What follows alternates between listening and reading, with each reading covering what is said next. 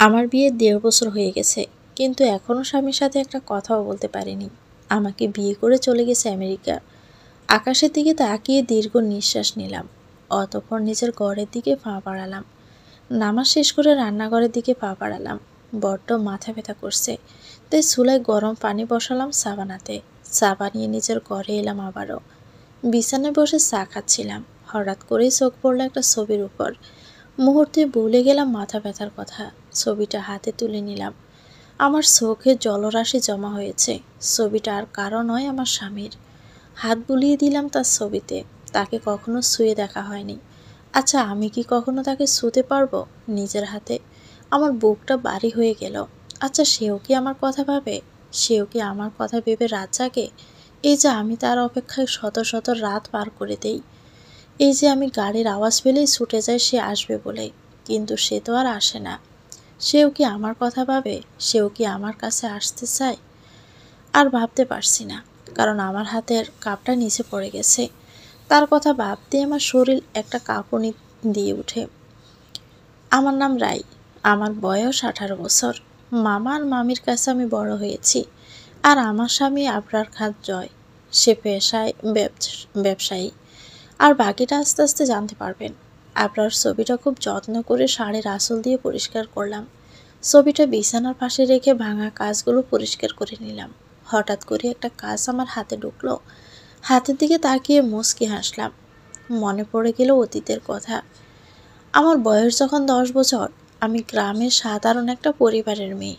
আমার মা ক্যান্সারে মারা গেছেন যখন আমার 10 বছর। তখন মা মারা যাওয়ার পর বাবা আবারও বিয়ে করে। সৎমা আমাকে একদমই দেখতে পারতো না। আমার বাবার গ্রামের বাজারে কাপড়ের দোকান ছিল, অনেক বড়। বাবা সারাদিন পর বাড়িতে আসতেই সৎমা আমার নামে মিথ্যে বলে বিচার দিত। আমার নিষ্ঠুর বাবা সত্য মিথ্যা যাচাই না করেই আমাকে শাস্তি দিত। আমার কষ্ট সহ্য না করতে পেরে মামা আমাকে তার কাছে নিয়ে আসেন। আমার মামা ছিলেন গ্রামের চেয়ারম্যান। মামা আমাকে অনেক ভালোবাসতো, কিন্তু মামি আমাকে একদমই দেখতে পারতো না। আমাকে দিয়ে বাড়ির সব কাজ করাতো। এভাবেই দিন যাচ্ছিল। আস্তে আস্তে আমি বড় হতে লাগলাম। আমার প্রায় যখন 17 বছর বয়স, তখন এক বৈশাখী ঝড়ের মতো আবরার আমার জীবনে আসে। আবরার এসেছিল তার বন্ধুদের সাথে বেড়াতে আমাদের গ্রামে। আবরারকে আমি চিনতামও না, সবই ঠিকঠাক ছিল। কিন্তু এক কালবৈশাখীর ঝড় আমার জীবনটা এলোমেলো করে দিয়ে গেল। এ রায়, কোথায় গেলি? মামির গলার আওয়াজ শুনে রান্নাঘর থেকে দৌড়ে তার কাছে গেলাম। আমি যেতেই মামি বলল, হ্যাঁ রে, নবাবের বেটি, এত সময় লাগে আসতে? রায় নিচু স্বরে বলল, মামি, আসলে আমি খাচ্ছিলাম তো তাই। হ্যাঁ, সারাদিন শুধু গেলা আর অন্ন ধ্বংস করা, তাই না? এই নে টাকা, আজ স্কুল থেকে আসার সময় এই ওষুধগুলো নিয়ে আসবি। ঠিক আছে মামি, রায় বলল।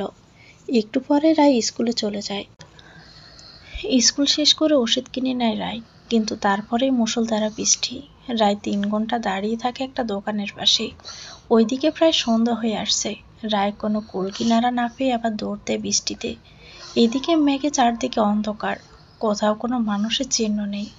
রায় দৌড়াতে দৌড়াতে একটা কুঁড়ে ঘরে দেখতে পায়। রায় ওই ঘরটার দিকে দৌড়ে গেল। ঘরটায় প্রবেশ করতে তার মুখে ভয় এসে জমা হলো, কারণ ওই ঘরে একটা ছেলে বসে আছে খড়ের পাশে। ছেলেটাও রায়কে দেখে কিছুটা ঘাবড়ে গেল। রায় যে তাকে ভয় পাচ্ছে ছেলেটা বুঝতে পেরে বলল, আমাকে ভয় পেতে হবে না, আমিও তোমার মতো বৃষ্টিতে আটকে গেছি ফুসকি। বৃষ্টি থামার আগে তুমি চাইলে এখানে বসতে পারো। ছেলেটাকে রায়ের খারাপ মনে হলো না। রায় ছেলেটা থেকে অনেকটাই দূরে বসলো। রায়কে স্বাভাবিক করার জন্য ছেলেটা বলল, তোমার নাম কি? রায় কাঁপা গলায় বলল, আমার নাম রাই। আপনার কি নাম? ছেলেটা জবাব দিল, আমার নাম আবরার খান জয়। আপনাকে তো কখনো আগে দেখিনি। আপনি কি এলাকায় নতুন? আসলে আমি আমার বন্ধুর বাড়িতে বেড়াতে এসেছি, একটু দরকারে বেরিয়েছিলাম, কিন্তু দেখো, বৃষ্টির জন্য আমি আটকে গেলাম। তুমি কেন আটকে গেলে বৃষ্টিতে? স্কুল শেষ করে মামার ওষুধ কিনতে দেরি হয়ে গিয়েছে তাই। ও, তুমি তো শীতে কাঁপছ, তুমি আমার এই শার্টটা পরতে পারো। না না, থাক, লাগবে না। আরে নাও না, ভালো লাগবে। রায় শার্টটা নিল। এমনিতেও তার শীতও লাগছিল অনেক। এমন অনেক কথাই হলো রায় আর আবরারের মাঝে। কথা বলতে বলতে দুজন যে কখন ঘুমিয়ে গেছে তা বুঝতেই পারলো না। আর এটাই ওদের জীবনে কাল হয়ে দাঁড়ালো।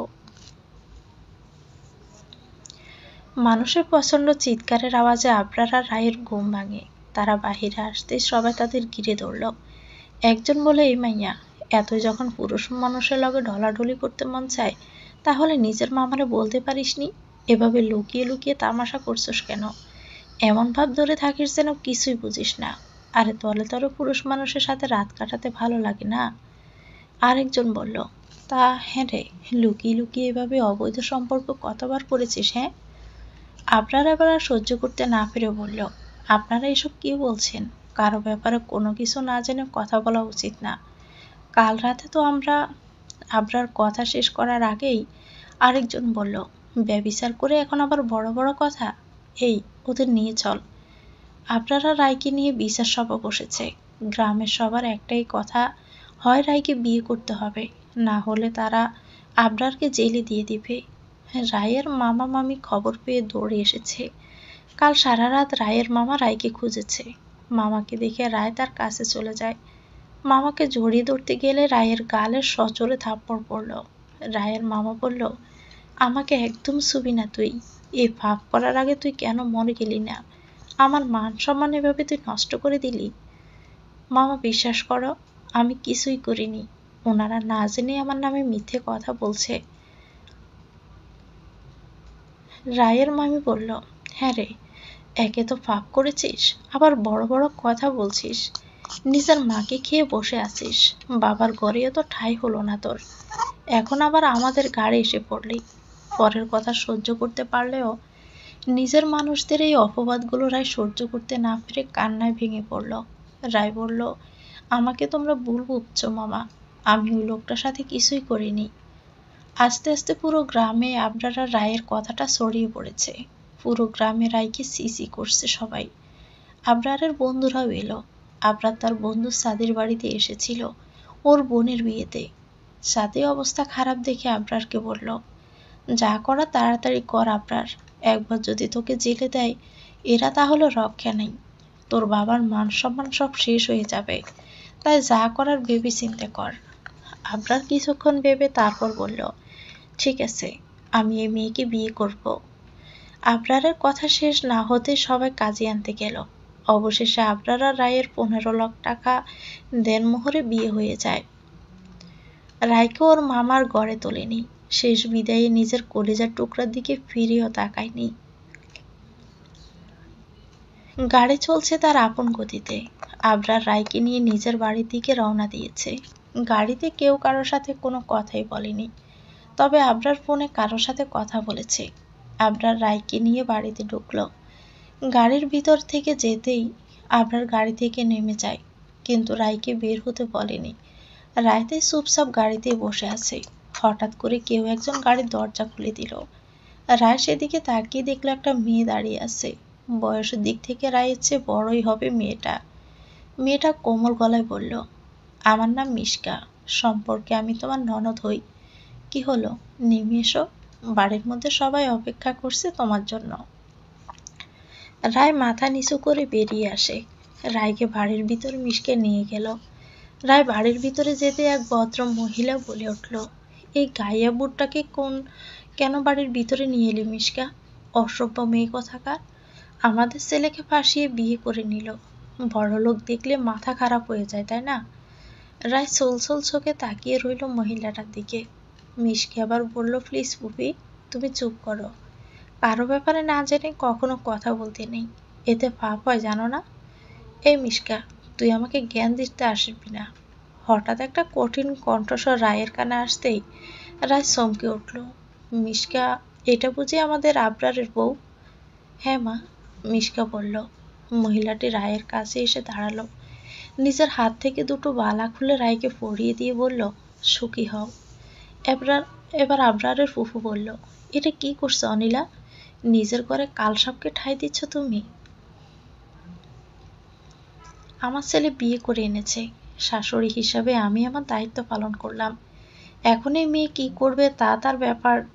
রায় যখন বুঝতে পারল বালা পরিয়ে দেওয়া এই কঠিন গলার মানুষটি তার শাশুড়ি, তখন সে মাথা নুইয়ে অনিলা বেগমকে সালাম করতে গেল। রায়ের হাতে অনিলা বেগমের পা ছোঁয়ার আগেই তিনি রায়ের হাত ধরে ফেললেন। তারপর বললেন, ছেলের বউরা মেয়ের মতো হয়।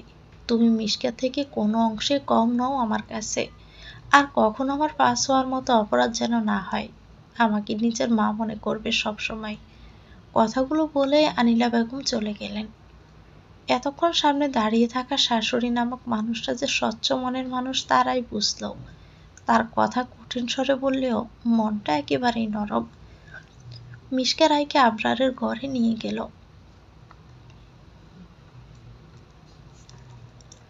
মিশকা রায়কে নিয়ে আবরারের ঘরে যায়। মিশকা দেখলো আবরার ব্যাগের মধ্যে জামা কাপড় আর কিছু কাগজ গুছিয়ে রাখছে। মিশকা তখন আবরারকে বলল, ভাইয়া তুমি হঠাৎ ব্যাগে কেন কাপড় গুছিয়ে নিচ্ছ? মাত্রই তো বাড়িতে এলে। আবরার কোনো কথাই বলল না। মিশকা আবারও আবরারের কাছে গিয়ে বলল, কি হলো ভাইয়া, বলো না কি হয়েছে। এবার আবরার কঠিন চোখে একবার রায়ের দিকে তাকালো, তারপর বলল, আমাকে এই মেয়েটা ফাঁসিয়েছে। এই মেয়েটার সাথে আমি কিছুতেই সংসার করব না মিশকা। আবরার কথাটা বলে বেরিয়ে গেল। মিশকা আনিলা বেগমকে ডাকতে লাগলেন। আনিলা বেগম আস্তে আস্তে আবরার গাড়ি নিয়ে বের হয়ে যায়। রায় শুধু মূর্তির মতো দাঁড়িয়ে সব দেখছিল। আবরারের ফুফু রুহানা বেগম আনিলা বেগমের কাছে এসে বলল, বলেছিলাম না ওই মেয়েটা অলক্ষী একটা, দেখলি তো কিভাবে ছেলেটা চলে গেল। আমাদের ছেলেটাকে পাশিয়ে কিভাবে বিয়ে করে নিল ওই ছোট লোকের মেয়েটা। আনিলা বেগম তার কথায় কান্না দিয়ে আবরারকে কল করলো। প্রথমবারে আবরার কল রিসিভ না করলেও পরে কল রিসিভ করে। আবরার ফোন রিসিভ করতে আনিলা বেগম বললেন, আবরার কই তুই বাবা, কোথায় যাচ্ছিস? আমি আমেরিকা চলে যাচ্ছি মা। আবরার বলল, কেন বাবা, এমনটা করিস না, পরে কিন্তু আফসোস করবি তুই। রাগের মাথায় কোনো সিদ্ধান্ত নিতে নেই, চলে আয় বাড়িতে তাড়াতাড়ি। আনিলা বেগম ওই দিন আবরারকে অনেক বোঝায়, কিন্তু আবরার ফিরে আসেনি। বর্তমানে হঠাৎ দরজায় টোকা পড়তে রায়ের ধ্যান ভাঙে। রায় পাশে তাকিয়ে দেখে ছাদ ঠান্ডা হয়ে গেছে। বাহিরে তাকিয়ে দেখে আলো ফুটে গেছে। রায় একবার আবরারের ছবির দিকে তাকিয়ে দরজা খুলতে চায়। দরজা খুলতেই মিশকে ভিতরে আসে।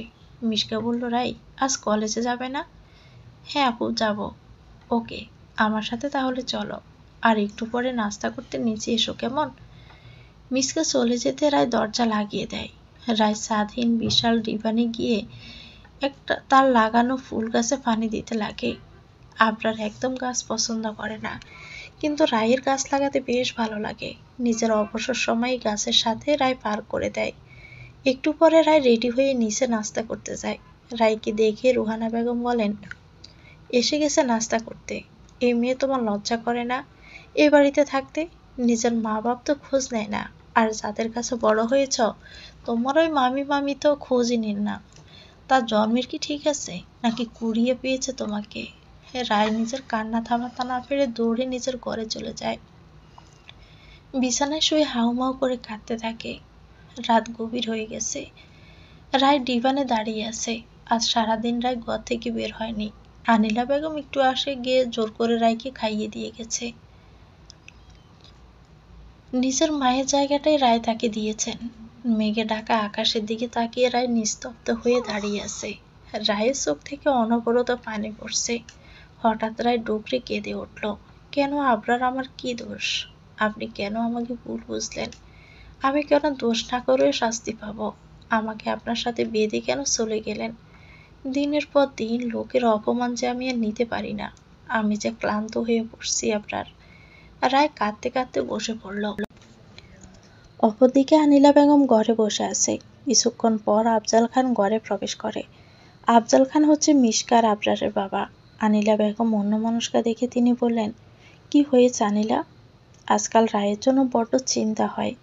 আবরার চলে যাওয়ার পর তার খোঁজ নেয়নি মেয়েটার। মেয়েটা দোটানার মধ্যে আছে, আর প্রতিদিন তোমার বোনের অপমানে মেয়েটা নিজেকে আরো গুটিয়ে নিচ্ছে। মেয়েটার বাড়ির কেউ তার খোঁজও নেয় না। কি করব বুঝতেও পারছি না। আফজাল খান দীর্ঘ একটা নিঃশ্বাস ছেড়ে স্ত্রীকে বললেন, চিন্তা করো না, সব ঠিক হয়ে যাবে। আমি দেখি কি করতে পারি। এখন চলো ঘুমাবে। রায়ের চোখে ঘুম নেই। একের পর এক ধাক্কা তাকে ভেঙে দিয়েছে। নিজের প্রিয়জনরা যেভাবে তাকে দূরে ঠেলে দিয়েছে, তাতে এক চরম হতাশায় সে ভুগছে। হতাশা তাকে ঘিরে ধরেছে। মাঝে মাঝে মরে যেতে ইচ্ছে করে তার, কিন্তু রায় তা পারে না। আত্মহত্যা যে মহাপাপ, এই পাপ সে করতে পারে না। আজকাল হঠাৎ হঠাৎ রায়ের মাথা খুব ব্যথা করে। রায় কাউকে এ ব্যাপারে কিছুই বলেনি। রায় মাথা ব্যথায় চেপে ধরে আছে। নিজের নাকে তরল কিছুর আভাস পায় রায়। রায় নিজের আঙুলটা সামনে ধরতে রায় ওয়াশরুমে যেয়ে চোখে মুখে পানি দিয়ে আসে। তারপর একটা মাথা ব্যথার ওষুধ খেয়ে ঘুমিয়ে পড়ে। আস্তে আস্তে চোখ মেলে রায় তাকালো। মাথাটা এখনো বার হয়ে আছে। ঘড়ির দিকে তাকাতে দেখতে পেল 9টা বাজে। রায় তাড়াতাড়ি উঠে ফ্রেশ হয়ে নিচে যায়। নিচে নামতে রায় তখন অবাক হয়ে গেল। সবাই বাড়ি পরিষ্কার করছে। বাড়ি রং করার জন্য লোকও এসেছে। হঠাৎ করে এত লোক কেন কাজ করছে এর মানে রায় আর বুঝতে পারে না। রায় রান্নাঘরে উঁকি মারতে আনিলা বেগমকে দেখতে পেল। রায় মলিন কণ্ঠে একবার বলল, মা। আনিলা বেগম পিছনে ঘুরে রায়কে দেখে একটা মুচকি হাসি দেয়। তারপর রায়ের কাছে এসে বলল, আমার মায়ের গুম হয়েছে? রায় বলল, হয়েছে। আনিলা বেগম বললেন, কত বেলা হয়েছে দেখেছিস? তাড়াতাড়ি খেয়ে নিয়ে যা। আমার খেতে ইচ্ছে করছে না মা। কেন রে, কি হয়েছে আবার? আমার মাথাটা ভীষণ ব্যথা করছে। আমার কাছে কিছু ভালো লাগছে না। আনিলা বেগম ব্যস্ত কণ্ঠে বললেন, বেশি ব্যথা করছে? ডাক্তার ডাকতে বলবো তোর বাবাকে? না মা, এমনিতেই ব্যথা করছে, তুমি টেনশন করো না। এখন যা, খেয়ে নে তাড়াতাড়ি, অনেক কাজ আছে আমার। মা, একটা কথা বলবো? হ্যাঁ, বল তাড়াতাড়ি। মা, বাড়িতে এত লোক কেন কাজ করছে? কেউ কি বাড়িতে আসবে? আনিলা বেগম তখন মুচকি হেসে বললেন, আবরার আসছে। আজ সকাল 5টায় কল করেছিল এয়ারপোর্ট থেকে। এখন প্লেনে আছে। আসতে আসতে বিকেল হয়ে যাবে। রায়ের পা যেন ঠান্ডা হয়ে এসেছে। বুকের ভিতরে এক অজানা জ্বর শুরু হয়েছে। বুকের পাশটা খুব করে কাঁপছে। রায় কোন রকম খেয়ে নিজের ঘরে চলে যায়। রায়ের চোখে জলরাশি জমা হয়ে গেছে। আজ কি সত্যি সে আসবে? আচ্ছা, আবরার কি তার সাথে একটু কথা বলবে, নাকি দূরে ঠেলে দিবে ভুল বুঝে? রায় পুরো ঘর পরিপাটি করে গুছিয়ে রাখলো। কাবার্ডের অর্ধেক ফাঁকা করে রাখলো। বিকেল হয়ে গেছে। রায় ডিভানে দাঁড়িয়ে আছে। রায়ের ছোট মনে হাজারো কথার ছন্দ খেলা করছে। হঠাৎ করে গাড়ির শব্দে রায়ের ধ্যান ভাঙে। আফজাল খান আর আবরারকে রিসিভ করতে গিয়েছিল। রায় একদৃষ্টিতে তাকিয়ে রইল গাড়ির দিকে। গাড়ি থেকে কোট পরাহিত আবরার বেরিয়ে আসে। রায়ের বুকে লাফডাপ আওয়াজ হতে থাকে। রায় আর দাঁড়ালো না, দৌড়ে চলে গেল মিষ্কার ঘরে। আবরার নিজের বাড়িতে অনেক দিন পর এসেছে। আনিলা বেগম খুশির যেন শেষ নেই। ছেলেকে জড়িয়ে ধরে তিনি কেঁদে ফেললেন। আবরারও মাকে জড়িয়ে ধরল। আবরার নিজের ঘরে আসলো সবকিছু নিয়ে। মায়ের কান্না থামাতে বেশি বেগ পেতে হয়েছে তার। ঘরটা পরিষ্কার দেখে আবরার খুশি হলো। আবরার চারদিকে তাকালো, কিন্তু কাউকে দেখতে পায় না। যার জন্য এসেছে তাকে কোথাও দেখতে পেল না সে। আবরার ফ্রেশ হতে ওয়াশরুমে চলে যায়। ফ্রেশ হয়ে নিজের জিনিস কাভার্ডের ফাঁকা জায়গায় রাখলো। তারপর বাকি অর্ধেক জায়গায় রাখা কাপড়গুলো কয়েকটা ব্যাগে ভরে নিল। আবরার বাড়ির সবার উদ্দেশ্যে আড্ডা দিয়েছে। সাদিও এসেছিল আবরারের সাথে দেখা করতে। রাত 10টা বেজে গেছে। আবরার ঘরে বসে আছে। তার খুব রাগ হচ্ছে কারো উপর। সে রাগে মাথা নিচু করে বসে আছে। অন্যদিকে রায় মিষ্কার ঘরেই বসে আছে। সে আবরারের ঘরে যাবে না। আনিলা বেগম অনেকক্ষণ ধরে রায়কে বুঝিয়ে শেষ পর্যন্ত রাজি করায়। রায় ভয়ে ভয়ে দৃঢ় পায়ে ঘরে প্রবেশ করে। চিরচেনা ঘরটাতে আজ প্রবেশ করতে তার ভয় করছে। রায় ঘরে যেয়ে দেখলো আবরার ঘরে নেই। রায় বিছানার এক কোণে যেয়ে শুয়ে পড়তে গেল। রায় আবরারের সামনাসামনি হতেই চায় না। রায় বিছানাতে শুয়ে পড়বে এমন সময় একটা পুরুষালী কণ্ঠ তার কানে ভেসে আসে। রায় পিছন দিকে তাকিয়ে দেখলো আবরার কঠিন চোখে তার দিকে তাকিয়ে আছে। আবরার বলল, তুমি আমার বেডে কি করছো? রায় তখন কাঁপা কাঁপা কণ্ঠে বলল, আমি তো এখানেই ঘুমাই প্রতিদিন। মানে, তুমি এতদিন এখানে ঘুমিয়েছ? রায় মাথা নাড়িয়ে হ্যাঁ বলল। আবরারের চোখে একরাশ ঘৃণা থাকলেও রায়ের চোখে এক সমুদ্র ভালোবাসা। আবরার আবারও বলল, আজ থেকে আর এখানে ঘুমাতে পারবে না তুমি। মলিন কণ্ঠে রায় তখন বলল, তাহলে আমি কোথায় ঘুমাবো? তুমি ডিভানে ঘুমাবে। আমার ঘরে তোমার জায়গা হবে না। রায়ের ছোট মনে কষ্টগুলো দলা পাকিয়ে যাচ্ছে। রায় নিজের জায়গাটা দাঁড়াতেই পারছে না, তার যেন খুবই কষ্ট হচ্ছে। আবরারের কথাগুলো শুনে কাবাড করলো, তারপর একটা পেপার রায়ের দিকে এগিয়ে দিয়ে বলল, এই পেপারে সাইন করে দিও। রায় বলল, এটা কিসের পেপার? আবরার তখন কাট কাট গলায় বলল, ডিভোর্স পেপার। তুমি এ বাড়িতে আর 4 মাস থাকতে পারবে, তারপর তুমি চলে যাবে। আবরার কাবার্ড খুলে একটা প্যাকেট বের করলো। তারপর আবরার বলল, এখানে দেনমোহরের সব টাকা আছে, 4 মাস পরে চলে যাবে তুমি আমাকে মুক্তি দিয়ে। এখন এই ব্যাপারে সাইন করে দাও। রায় বুক ভরা কষ্ট নিয়ে বলল, এখানে সাইনটা না করলে হয় না? 4 মাস পরে না হয় সাইনটা করব। আবরা তখন বলল, না, এখনই করে দাও। তোমাদের মতো মেয়েদের কোনো বিশ্বাস নেই, তোমরা ছেলেদের ভাষাতে সবকিছুই করতে পারো, এখন তাড়াতাড়ি তুমি সাইন করে দাও। রায় আর কথা বাড়ালো না, চোখের পানি মুছে সাইন করে দিল পেপারে। রায় সাইন করতে আবরার পেপারটা নিয়ে যায়, তারপর বলল, এখন যাও ঘর থেকে। আর শোনো, তোমার জামা কাপড় আর কাবার্ড রাখতে পারবে না, আমি ব্যাগে ভরে রেখেছি, ঘরের অন্য কোনো কোথাও রেখে দিও। রায় নিজের কান্না আটকে রাখলো যতটা সম্ভব, সে আবরারের সামনে দুর্বল হতে চায় না। হাড় কাঁপানো শীতের মধ্যে দাঁড়িয়ে আছে রায়, স্বচ্ছতায় দরজায় বারবার আঘাত করছে সে। রায় দুঃখ ভরা কণ্ঠে বলল, আবরার, দয়া করে দরজাটা খুলুন, আমি বাইরে থাকতে পারছি না, আমার খুব কষ্ট হচ্ছে, আমি ফ্লোরে শুয়ে থাকবো, তবু আমাকে ভেতরে যেতে দিন। আবরার, আমার কথা শুনছেন? আমি ঠান্ডা বাতাসে ঘুমাতে পারছি না, আমার মাথা খুব ব্যথা করছে। রায়ের কথাগুলো শুনে আবরার শুনতে পারছিল, কিন্তু সে বিছানা থেকে উঠছে না। রায়ের যা ইচ্ছা হোক তাতে তার কি, এতটা নিষ্ঠুর হবেন না, একটু দয়া করুন আমার উপর। আপনার অত্যন্ত মাথা ব্যথার ওষুধটা দিন আমাকে, আমি আর সহ্য করতে পারছি না। এবার আপনার ভীষণ রাগ হলো, নিজেও ঘুমাচ্ছে না, তাকেও ঘুমাতে দিচ্ছে না। আপনার রাগ হয়ে দরজার কাছে গেল, তারপর বলল, এভাবে চিৎকার করছো কেন? অভদ্র লোকের মতো চিৎকার করে আমার ঘুমের 12টা না বাজালে কি শান্তি হচ্ছিল না? আপনার বাহিরে প্রচুর ঠান্ডা বাতাস, আমি একটু ঘুমাতে পারছি না, আমার মাথাটা অনেক ব্যথা করছে, একটা ওষুধ দিন না প্লিজ। কি ভেবেছ আমি কিছুই বুঝি না? সব তোমার রুমে ঘুমানোর ধান্দা, তাড়াতাড়ি ওষুধ খেয়ে নাও আর চলে যাও। রায় ওষুধের পাতা থেকে একটা ওষুধ নিল, তারপর আবার ডিভানে চলে যায়, কিন্তু অশ্রু সজল চোখে আবরারের দিকে একবার তাকিয়েছিল। একটু একটু করে রাতটা পার হয়ে যায়, কিন্তু রায়ের চোখে ঘুম ধরা দিল না। শেষ রাতের দিকে রায় ঘুমিয়ে যায়। এই মেয়ে আর কতক্ষণ ঘুমাবে? আবরারের চিৎকারে রায়ের ঘুম ভেঙে যায়। আমার মা বাবাকে দেখাতে চাও যে আমি তোমাকে সারা রাত বাইরে রেখেছি, তাই না?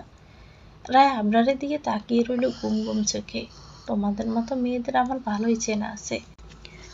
রায় ফ্লোর থেকে উঠে ওয়াশরুমে যাবে, তখন আবরার বলল, আমাদের মধ্যে যা হয়েছে তা যেন বাবা মা না জানে, বুঝছো? রায় আবরারের দিকে তাকিয়ে রইল।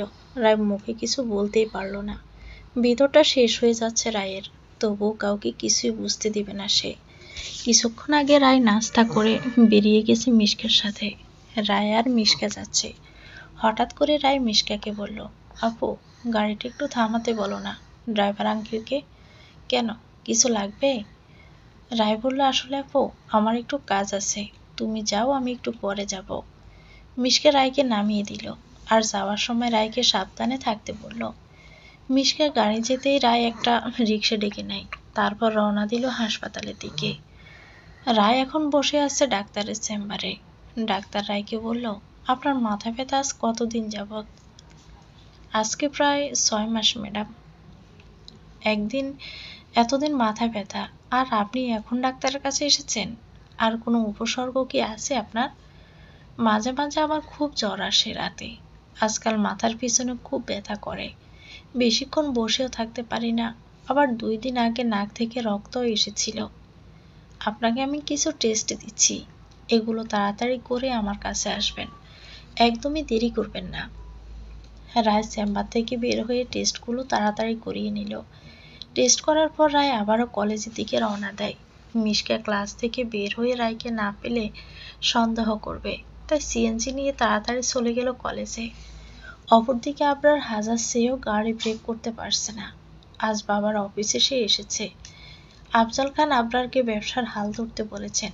আবরার আসার সময় নতুন গাড়ি নিয়ে অফিসে এসেছে, কিন্তু গাড়িটা ব্রেক কেন করছে না সেটাই আবরার বুঝতে পারছে না। বারবার ব্রেক করতে চেয়েও সে ব্যর্থ। আবরার গাড়ির সামনে হঠাৎ করে একটা ট্রাক চলে আসে। আবরার নিজের গাড়ি ঘুরিয়ে অন্যদিকে নিয়ে যায়, কিন্তু শেষ রক্ষা হয় না। আবরারের গাড়িটা বিরাট বড় একটা গাছের সাথে ধাক্কা খায়। রায় আর মিশকে কিছুক্ষণ আগে পাশে এসেছে। রায় রুমে এসে ফ্রেশ হয়ে নেয়।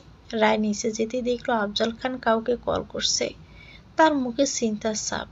রায় আফজাল খানের পাশে বসলো, তারপর বলল, বাবা আপনাকে চিন্তিত লাগছে, কিছু বলবেন? আফজাল খান হালকা হেসে বললেন, না মা, কিছু হয়নি। আবরার ফোন ধরছে না, তাই চিন্তা করছি ছেলেটার জন্য। সন্ধ্যা হয়ে গেছে, আবরার ফোন ধরছে না। আফজাল খান গাড়ি নিয়ে বের হবেন এমন সময় তার মোবাইলে একটা কল আসে। আফজাল খান ফোনের দিকে তাকিয়ে দেখলো আবরারের নাম্বার থেকে কল এসেছে। তিনি সাথে সাথে কল রিসিভ করতে ওপাশ থেকে কেউ একজন বললেন, আমি পুলিশ অফিসার শওকত বলছি। আফজাল খান বললেন, এটা আমার ছেলের নাম্বার, আপনার কাছে আমার ছেলের ফোন কেন? আসলে ওনার গাড়ি ব্রেক ফেল করে দুর্ঘটনা ঘটেছে। আপনার ছেলে এখন হসপিটালে ভর্তি। আপনারা তাড়াতাড়ি নিয়ে পাঠিয়ে হাসপাতালের ঠিকানায় চলে আসুন। আফজাল খান আর দেরি করলেন না। আবরার গাড়ি দুর্ঘটনার কথা আনিলা বেগম শুনতে ডুকরে কেঁদে উঠলেন। আবরার দুর্ঘটনার রায়ে পায়ের নিচ থেকে যেন রায়ের মাটি সরে যায়। রায় আফজাল খানের কাছে গিয়ে কাঁদতে কাঁদতে বলে, বাবা উনি ঠিক আছেন তো? ওনার কিছু হয়নি তো বাবা? আমি জানি না মা, কিন্তু তাড়াতাড়ি এখন আমাদের হসপিটালে যেতে হবে। আফজাল খান যত দ্রুত সম্ভব সবাইকে নিয়ে হাসপাতালে গেল। রায় দৌড়ে গাড়ি থেকে বের হয়ে গেল। রায় রিসিপশন থেকে আবরারের কেবিন নাম্বারটা জেনে নেয়। দৌড়ে কেবিনের কাছে যেতেই রায়ের মনে হচ্ছে কেউ তার কলিজা টেনে বের করে নিয়েছে। চোখের পানি যেন থামাতে চাইছে না। রায় কাছের জানালা দিয়ে ভিতরে তাকালো।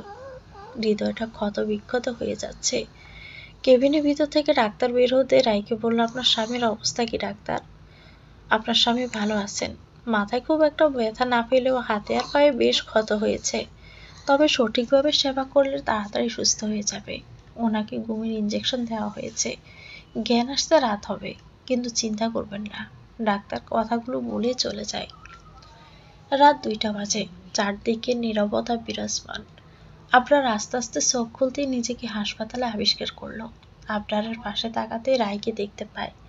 মেয়েটার মুখটা একদমই শুকিয়ে গেছে। আবরারের ইচ্ছে হলো না রায়কে ডাকতে, কিন্তু খুব পানির পিপাসা তার গলাটা যেন শুকিয়ে গেছে। আবরার রায়কে আস্তে করে ডাক দিল, বলল, এই শুনছো রায়? আবরার ডাক দিতে রায় তার সমস্ত চোখ যেন তাকালো। রায় ব্যস্ত কণ্ঠে বলল, আপনার কিছু লাগবে? আপনার কষ্ট হচ্ছে কোথাও? ডাক্তার ডাকবো আমি? রায়কে থামিয়ে দিয়ে আবরার বলল, আমি ঠিক আছি। রায়, আমার খুব পানির পিপাসা পেয়েছে, একটু আমার পানি দিবে? এই প্রথম আবরার রায়ের সাথে খুব ভালো মতো কথা বলেছে। রায় তো খুশিতে আত্মহারা হয়ে গেছে। ভালোবাসা মানুষের একটু ভালো কথা অমৃত থেকে উত্তম প্রেমিকের কাছে। রায় অতি ব্যস্ত হয়ে আবরারের পানি নিয়ে আসে। আস্তে আস্তে আবরারের মাথার নিচে হাত দিল, তারপর উঁচু করে খাইয়ে দিল। আবরার পানি খেয়ে শুয়ে আছে। তারপর বলল, মা বাবা আসেনি, তুমি কেন এখানে? রায়ের এখানে থাকাটা আবরারের পছন্দ করছে না, এটা রায় বুঝতে পারল। রায় একটা শুকনো হাসি দিয়ে বলল, ওনারা এসেছেন। মা আপনার এই অবস্থা দেখে অসুস্থ হয়ে গেছেন, তাই বাবা মাকে পাঠিয়ে দিয়েছে। আবরার আর কিছুই বলল না। প্রায় 1 ঘন্টা হয়ে গেছে, আবরার আর ঘুম আসছে না। রায় আবরারের পাশেই বসে আছে। আবরার ঘুমাচ্ছে না, তাই রায় বলল, আপনি ঘুমাচ্ছেন না কেন? আবরার আস্তে করে বলল, আমার মাথা ব্যথা করছে, তাই ঘুম আসছে না। রায় কোনো কথা না বলে আবরারের মাথায় হাত বোলাতে লাগে। আবরার কঠিন চোখে রায়ের দিকে তাকালো। রায় কিছু না বলে মুচকি হাসি দিল। আবরার এবার বলল, তুমি কেন আমার মাথায় হাত বুলিয়ে দিচ্ছ? হাত সরাও। আরো 4 মাস আমি আপনার স্ত্রী। আপনার মাথায় আমি ছাড়া আর কে হাত বুলিয়ে দিবে শুনি? 4 মাস পর না হয় আরেকটা বিয়ে করে নেবেন। আবরার তখন মুখ বার করে শুয়ে রইল। সে অসুস্থ বলেই রায় তাকে এই কথাগুলো বলছে, এটা আবরার বুঝতে পারছে। একবার সুস্থ হোক, তারপর বোঝাবে। রায়ের নরম হাতের পরশে আবরার ঘুমিয়ে যায়, কিন্তু রায় আর ঘুমালো না। সারা রাত আবরারকে দেখে পার করে দিয়েছে। বেলা 11টায় আবরারের ঘুম ভেঙে যায়। পাশে তাকিয়ে দেখলো রায় নেই।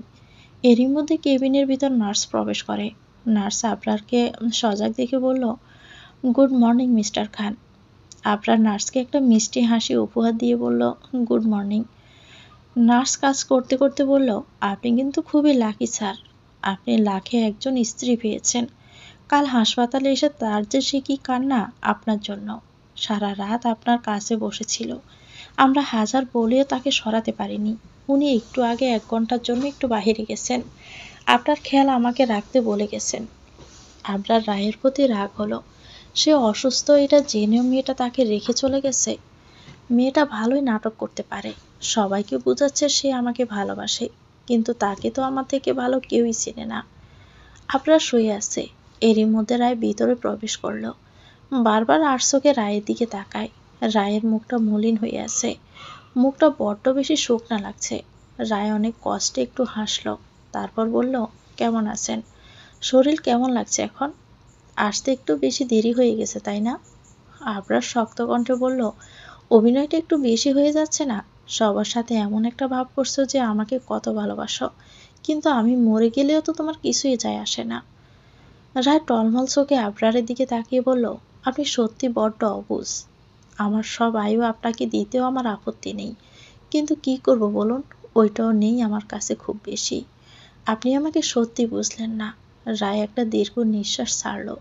তারপর কেবিন থেকে বেরিয়ে গেল চোখের পানি মুছতে মুছতে। 1 সপ্তাহ পেরিয়ে গেছে। আবরারকে বাড়িতে নিয়ে আসা হয়েছে। আবরার ঘরে শুয়ে আছে। রায় স্যুপ নিয়ে ঘরে আসতেই রায় বলল, ওষুধটা খেতে হবে। আপনার কোনো কথাই শুনবো না, তাড়াতাড়ি খেয়ে নেবেন। আমার উপর হুকুম জারি করছো তুমি? তুমি কি ভেবেছ আমি অসুস্থ বলে কিছুই করতে পারবো না? রায় সুফে ফু দিতে দিতে বলল, আপনার উপর আমি হুকুম জারি করতে চাই না। তবুও যদি আপনার মনে হয় আমি আপনাকে হুকুম করছি, তাহলে হ্যাঁ, হুকুমই করছি। যতদিন বেঁচে আছি ততদিন না হয় হুকুম করে গেলাম, ক্ষতি কি? মরে গেলে তো আর পারবো না। হঠাৎ হয়তো একদিন দেখবেন আমি আর নেই। ওই দিন হাজার চাইলেও আর হুকুম করতে পারবো না। তাই যতদিন বেঁচে আছি ততদিন না হয় আমার মতো করেই থাকুন, ক্ষতি কি তাতে? আর মাত্র কয়েকটা দিনই তো। আপনার এবার রায়ের দিকে তাকিয়ে বলল, এ মেয়ে, তোমার বয়স কত? হ্যাঁ, এখনই মরার কথা বলো। তোমার থেকে বয়স্ক লোক পড়ে আছে এখনো, আর তুমি মরার কথা বলছো? রায় হাসলো। তারপর আস্তে করে বলল, ওপারে যাওয়ার সিটি যে কোনো সময় চলে আসে। যে কোনো সময় আমাকেও হয়তো চলে যেতে হবে। আমার যাওয়ার সময় যে ঘনিয়ে আসছে আবরার। আপনার অজান্তেই হয়তো চলে যাব আমি। রায় আবরারকে খাবার খাইয়ে দিল। তারপর ওষুধ খাইয়ে দিয়ে ওড়না দিয়ে মুখ মুছে দেয়। রায় ট্রেতে সব কিছু গুছিয়ে নিতে নিতে বলল, আমি 10 মিনিটের জন্য নিচে যাচ্ছি নাস্তা করতে। নাস্তা হয়ে গেলেই চলে আসবো। রায় ট্রে নিয়ে চলে যাবে। তখনই আবরার বলল, আমি অসুস্থ বলে দয়া করছো আমাকে? তুমি কি ভাবো তোমার অভিনয় আমি বুঝি না? একটা নার্সও রাখতে দিচ্ছ না তুমি। তোমার মতো মেয়েরা নিজের স্বার্থ ছাড়া কিছুই করে না। সেবা করার বিনিময়ে কী চাও বলো? রায় আবরারের দিকে এক দৃষ্টিতে তাকিয়ে রইল। রায় কথা বলছে না। তাই আবরার আবার বলল, কি হলো, কথা বলছো না কেন? কি চাই তোমার? রায় আবার শান্ত গলায় বলল, প্রথমত আপনাকে দয়া বা করুণা করার আগে যেন আল্লাহ আমার মৃত্যু দেয়। আর আমি বেঁচে থাকতে আমার স্বামীকে অন্য মেয়ের সেবা করবে তা আমি হতে দিব না। আর হ্যাঁ, ঠিকই বলেছেন, আমার মতো মেয়েরা স্বার্থ ছাড়া কিছুই করে না। আপনি আগে সুস্থ হন, তারপর আমি চেয়ে নেব। সবাইকে কেন বোঝাতে চাইছো তুমি আমায় ভালোবাসো? এমন একটা ভাব করছো যেন আমরা একে অপরকে খুব ভালোবাসি। কেন মিথ্যে নাটক করছো? আবরার বলল, মিথ্যে নাটক আমি করতে পারি না। আর হ্যাঁ, আপনাকে আমি ভালোবাসি। আপনার ভালোবাসার আমার দরকার নেই। আমি আপনাকে যতটুকু ভালোবাসি তাই যথেষ্ট আমার জন্য। আর যদি মনে হয় আমি অভিনয় করছি, তাহলে হ্যাঁ, আমি অভিনয়ই করছি। কারণ ভালোবাসা যাই হোক আপনি বুঝবেন না। আমি মরার পর আরেকটা বিয়ে করে খুশি হবেন আশা করি। রায় কথাগুলো বলে আর দাঁড়ালো না, চলে গেল। আবরার রায়ের যাওয়ার দিকে তাকিয়ে আছে। তারপর বলল, তুমিও আমাকে বুঝবে না কেন? তুমি আমাকে ঠকিয়েছ। আমার কি দোষ ছিল? অনেকক্ষণ হয়ে গেছে রায় আসছে না। 15 মিনিট পার হয়ে গেছে। এদিকে আবরার একা একা কিছু ভালো লাগছে না। আবরারের খুব রাগ হচ্ছে মেয়েটার উপর। মেয়েটা ইচ্ছে করে দেরি করছে। আবরার ভাবনা সেট করে রায় রুমে আসলো। রায়কে দেখে আবরার চোখ সরিয়ে নেয়। রায় আবরারের দিকে তাকিয়ে বলে, রাগ করার কারণ কি মশাই? মুখটা এমন বাংলার পাঁচের মতো করে রেখেছেন কেন? আমি কারো উপরে রাগ করিনি। তা তো মুখটা দেখে বুঝতেই পারছি। সাথী ভাই এসেছে, তার সাথে একটু কথা বলতে গিয়ে আমার দেরি হয়ে গেছে। রায় খেয়াল করলো আবরারের মুখের রং পরিবর্তন হচ্ছে। আবরারের শরীর কাঁপছে, রাগে শরীর কাঁপছে খুব করে। রায় আবরারের দিকে তাকিয়ে বলল, কি হয়েছে আপনার? হঠাৎ করে রেগে যাচ্ছেন কেন? আমি কি কোনো ভুল করেছি? তাহলে ক্ষমা করে দিন। আবরার রায়ের দিকে অগ্নিদৃষ্টিতে তাকিয়ে বলল, এখানে কেন এসেছ? যাও না তোমার সাদির কাছে, ওর সাথেই তো তোমার। আবরার আর কিছুই বলল না, হঠাৎ করেই থেমে যায়। রায় অস্থির কণ্ঠে বলল, আপনি কি সব বলছেন? আপনার কথা আমি বুঝতে পারছি না। আর এভাবে রেখে গেলাম কেন? সাদি ভাইয়ের নাম শুনে কি হয়েছে আমাকে বলুন না। আবরার নিজের রাগ কন্ট্রোল করার চেষ্টা করছে খুব। আবরার নিজের চোখ বন্ধ করে নিল, তারপর কয়েকটা শ্বাস নিল। রায় আবারও বলল, কি হয়েছে বলুন না। আবরার রায়কে বলল, আমাকে এখন একা থাকতে দাও। যাও সাদির কাছে যেই কথা বলে এসো। সাদি ভাইয়ের সাথে আমি কি বলবো? আপনি বরং একটু উঠে বসুন। রায় কথাটা বলে কাবারের কাছে যায়, তারপর একটা সাদা কাপড় বের করলো। রায় কাপড়টা নিয়ে আবরারের কাছে গিয়ে বলল, এবার আমার কাছে আসুন। কেন? কি করবে এটা দিয়ে? আগে সেটা বলো। এটা আপনার গলায় বেঁধে দিব। কেন বাঁধবে এটা?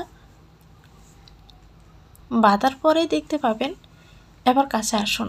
কাপড়টা দিয়ে রায় আবরারের শরীরটা ঢেকে দিল, তারপর বলল, এবার একটু বসুন, আমি আসছি। রায় একটু পরে নাইফ, রেজার, শেভিং ক্রিম সহ আরও কিছু জিনিসপত্র নিয়ে ঘরে আসে। আবরার রায়ের হাতে ওইগুলো দেখে বলল, এগুলো কেন এনেছো তুমি? আপনার গোফার চুল কত বড় বড় হয়ে গেছে দেখেছেন? আপনাকে এখন চিড়িয়াখানার হনুমানের মতো লাগছে। রায় কথাটা বলে মুচকি মুচকি হাসছে। অপরদিকে আবরারের ছোট ছোট চোখ রায়ের দিকে তাকিয়ে বলল, কি বললে? আমাকে হনুমানের মতো দেখতে লাগছে? রায় শান্ত স্বরে বলল, ভুল কি বললাম আমি?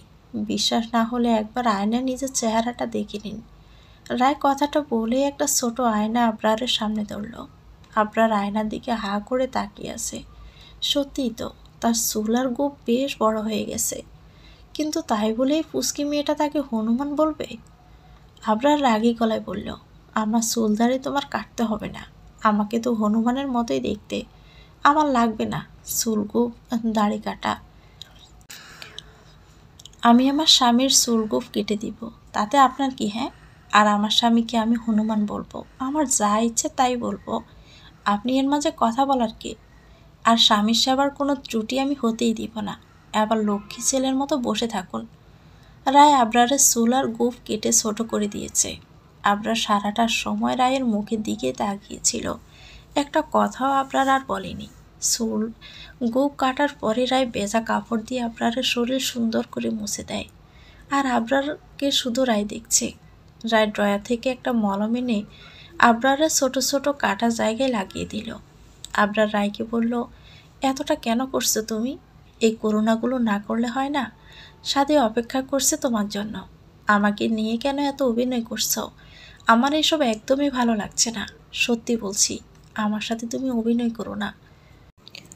রায় ডাক্তারের সাথে কথা বলে উঠে দাঁড়ালো। হঠাৎ করে ডাক্তারের চেম্বারের মধ্যে একজন প্রবেশ করে। রায় সেদিকে তাকাতেই চমকে যায়। মানুষটাও রায়কে দেখে চমকে গেল। রায় ভয়মাখা কণ্ঠে বলে উঠল, সাদি ভাই, আপনি এখানে? সাদি অবাক দৃষ্টিতে রায়ের দিকে তাকিয়ে বলল, তুমি এখানে কেন? আমি আমার বান্ধবীর সাথে দেখা করতে এসেছি। কিন্তু তুমি এখানে কেন? তোমার তো এখন কলেজে থাকার কথা, তাই না? রায় আবার ভয়ে কাঁপছে, তার খুব ভয় করছে। সাদি যদি আবরারকে বলে দেয়। রায় আবার ভয়ে কেঁদেই দিল। সাদি রায়ের মাথায় হাত বুলিয়ে বলল, রায় কাঁদছো কেন বনু? কি হয়েছে? এই প্রিয়ন্তী রায় কাঁদছে কেন? সাদি কথাটা ডাক্তারের দিকে তাকিয়ে বলল। ডাক্তার সাদির দিকে তাকিয়ে বলল, উনি আমার পেশেন্ট। গত 3.5 মাস ধরে আমি ওনার চিকিৎসা করছি। তুই ওনাকে কিভাবে চিনিস? আমার বন্ধুর বউ ও। কি এমন হয়েছে যে 3.5 মাস ধরে ওর চিকিৎসা চলছে? বল আমাকে সব। রায় আবার হু হু করে কেঁদে দিল। তারপর বলল, প্লিজ ভাইয়া, তুমি চলে যাও। তোমার কিছু জানতে হবে না, প্লিজ। রায়, আমি প্রিয়ন্তীর সাথে কথা বলছি, তুমি কোনো কথা বলবে না। প্রিয়ন্তী বল, কি হয়েছে? আসলে ওনার ব্রেন টিউমার হয়েছে, আর এটা অনেক পুরনো। টিউমারগুলো অনেক আগে ছড়িয়ে পড়েছে। উনি এখন শেষ স্টেজে আছে। ওনার হাতে আর বেশি সময়ও নেই সাদি। অলরেডি ওনার নাক কান মুখ থেকে রক্ত আসা শুরু হয়ে গেছে। আর বেশি দিন বাঁচবেন না উনি। আর 1 সপ্তাহ সময় আছে। সাদির চোখ দিয়ে পানি পড়ছে। সাদি রায়ের দিকে তাকিয়ে আছে। মুখ থেকে কোনো কথাই বের হচ্ছে না। বুক ফেটে কান্না আসছে। নিজের বোনের মতো করে দেখা মেয়েটা নাকি তার বাঁচবে না। সাদি খুব কষ্টে রায়কে বলল, প্রিয়ন্তী যা বলছে তা কি সত্যি রায়? মজা করছে তাই না আমার সাথে? রায় কোনো কথাই বলছে না, শুধু কাঁদছে। কি হলো? আমি কিছু বলছি। প্রিয়ন্তী যা বলছে তা কি সত্যি? রায় কান্নারত অবস্থায় মাথা নাড়ালো, যার অর্থ সত্যি। কেউ এই ব্যাপারে কিছু জানে? রায় কান্না করতে করতে বলল, না, কেউ জানে না। এত বড় একটা রোগের কথা কাউকে না জানালে কেন রাই? অত্যন্ত আমাকে তো জানাতে পারতে।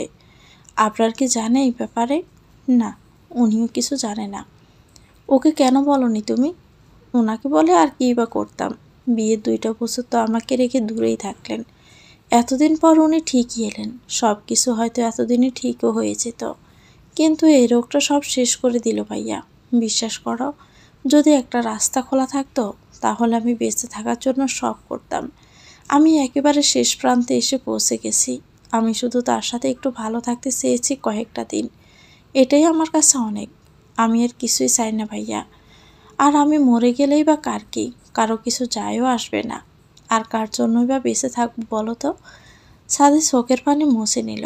তারপর রায়ের হাত ধরে বলল, বাড়ি চল, আমি তোকে নিয়ে যাচ্ছি। আর প্রিয়ন্তী, আমি অন্য একদিন আসবো। সাদি গাড়ি চালাচ্ছে নিজের মতো, আর একটু পরপর চোখ মুছছে। আজ বড্ড কান্না পাচ্ছে সাদির। আচ্ছা, মায়া কি এমনই হয়? মেয়েটার উপর বড্ড মায়া জন্মে গেছে এতগুলো দিনে। মায়া বললে ভুল হবে, নিজের ছোট বোনের মতো ভালোবাসে সাদি। রায় বাহিরে তাকিয়ে আছে। জীবনটা বড্ড হাহাকারে ভরা। কোথাও বসন্ত নেই। গাড়ি চলতে চলতে থেমে গেল। রায় সামনে তাকাতেই দেখলো বাড়ি চলে এসেছে। রায় সাদির দিকে তাকিয়ে হালকা হেসে বলল, আমি আসি ভাইয়া। আর দেখা হবে কি না জানি না, তবে আমার জানা যায় তোমার দাওয়াত রইল। আর খাটিয়ার এক পায়া তুমি কাঁধে তুলে নিও। সাদি আবার কেঁদে দেয়। রায়ের হাত জড়িয়ে ধরে বলল, এসব কথা আমি শুনতে পারছি না। একটা ভাইয়ের কাছে যে কথাগুলো কতটা যন্ত্রণাদায়ক তা বলে বোঝাতে পারবো না। আমাকে এই ব্যাপারে কি আগে বলা যেত না? আমি দরকার পড়লে বিদেশ নিয়ে যেতাম। কাজটা তুই ঠিক করলি না। রায়েরও বড্ড কান্না পাচ্ছে। তাকেও এইভাবে একজন বোনের চোখে দেখে এটা তার জানাই ছিল না। রায় চোখের পানি মুছে বলল, আমি বাড়ির ভিতরে যাই ভাইয়া। আর প্লিজ তুমি কাউকে কিছু বলো না। আমার শরীরটা অনেক খারাপ লাগছে। আমি কোনো প্রেশার নিতে চাই না। সাথী চোখের পানি মুছে নিল। তারপর বলল, আমি রাতে এসে দেখে যাব কেমন? এবার যাও। সাথে রায়কে নামিয়ে দিয়ে চলে যায়। আর রায় বাড়ির ভিতরে ঢুকলো। রায় বাড়ির ভিতরে ঢুকে যেয়ে দেখলো সবাই ড্রয়িং রুমে বসে আছে। আনিলা বেগম দৃঢ় পায়ে রায়ের দিকে এগিয়ে আসে। রায় আনিলা বেগমকে দেখে মুচকে আসলো, কিন্তু আজ আর তিনি প্রতিদিনের মতো রায়কে 2 হাতে আগলে নিলেন না। হঠাৎ করে তার গালে একটা থাপ্পড় পড়ে, সিটকে ফ্লোরে পড়ে। আনিলা বেগম চিৎকার করে বলল, কিভাবে পারলি তুই আমাদের ঠকাতে? আমরা সবাই কি তোকে কম ভালোবাসতাম?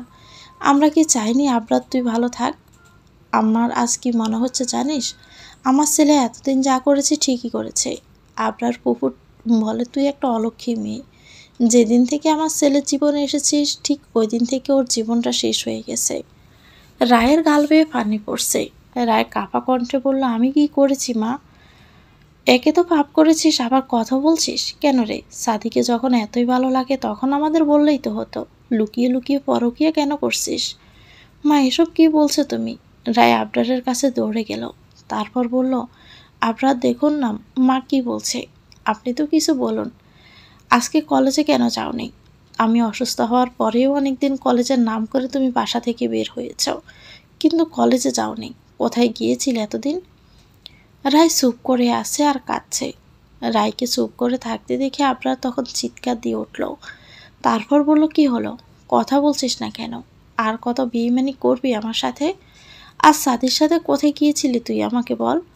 আজ যদি তোর কলেজে না যেতাম তাহলে তো আমি জানতেই পারতাম না। কোন হোটেলে গিয়েছিলি ওর সাথে? বল আমাকে।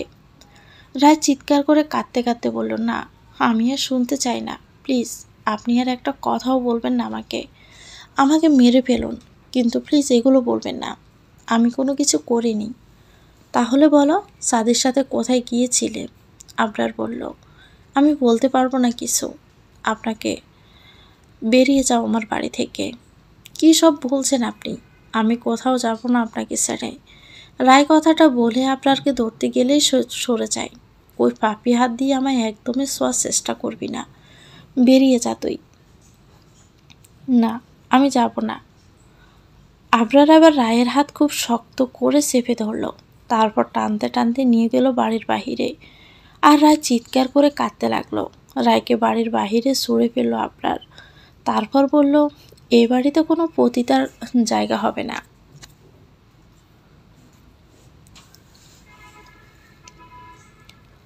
রায় কোনো রকম দৌড়ে গেটের কাছে আসার আগেই আবরার আবারও গেট লাগিয়ে দেয়। রায় লোহার গেটে একের পর এক আঘাত করতে লাগলো। রায় কাঁদতে কাঁদতে বলল, আবরার, একটু দয়া করুন আমার উপর।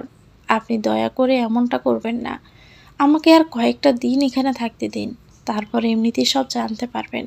আমার মুখ থেকে আর কোনো কিছু শুনতে হবে না আপনাকে। একটু দয়া করুন আবরার, দরজাটা খুলুন। আবরার কোনো গেট খুলল না। গেটের এই পাশে দাঁড়িয়ে রইল। হাতের তালু দিয়ে চোখের পানি মুছে নিল। তারপর হাঁটা দিল বাড়ির দিকে। কারোর সাথে কোনো কথা না বলেই নিজের ঘরে চলে যায় আবরার। তারপর ঘরের দরজা আটকে দেয়। অপরদিকে রায় আবরারকে ডেকে চলছে। আবরার নিজের জানালার পর্দা সামান্য পাকা করল। আবরার জানালা থেকে গেট স্পষ্ট দেখা যায়। রায় যে গেটে হাত দিয়ে আঘাত করছে তা দেখতে পারছে আবরার। না, আবরার গলবে না কোনো মতেই। এই ছলনার মায়ায় অনেক ছাড় দিয়েছে, কিন্তু আর না। অন্যদিকে রায় ক্লান্ত হয়ে পড়েছে গেটে আঘাত করতে করতে। চিৎকার করে ডাক দিয়েও কষ্ট হচ্ছে।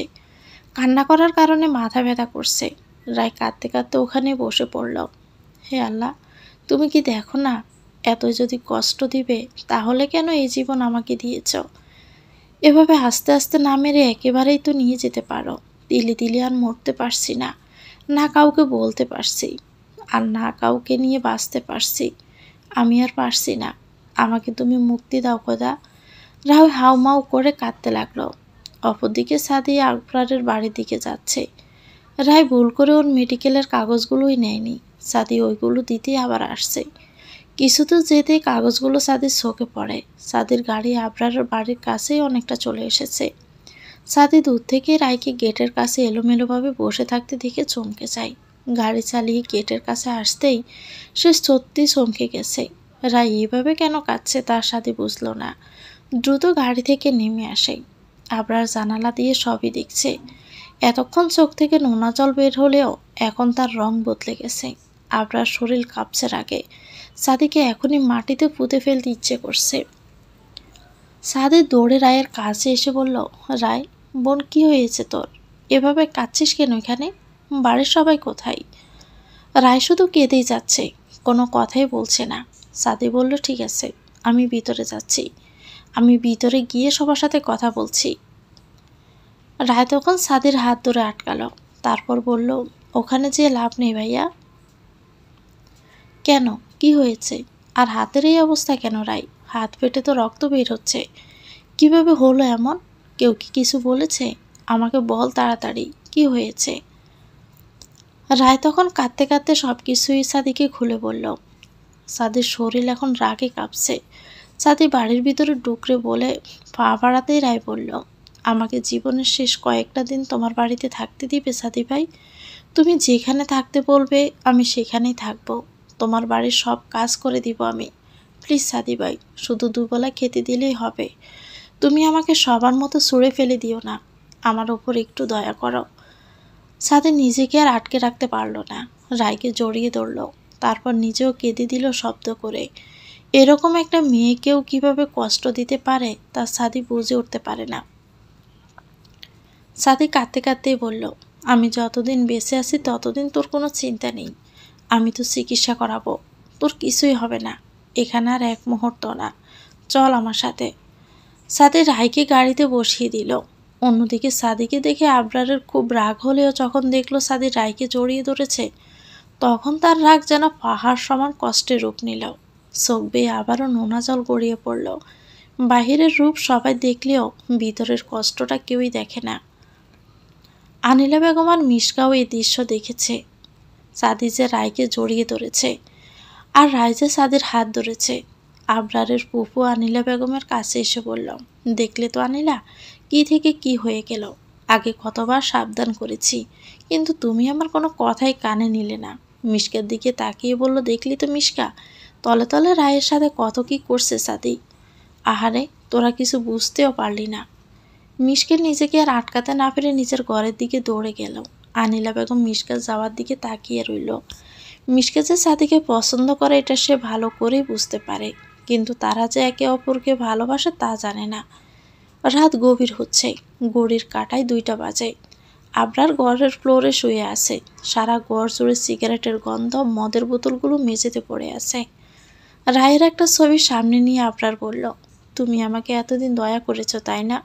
ভালো মানুষের মুখোশ পরে সবাইকে ধোঁকা দিতে পারলেও আমাকে পারবেন না।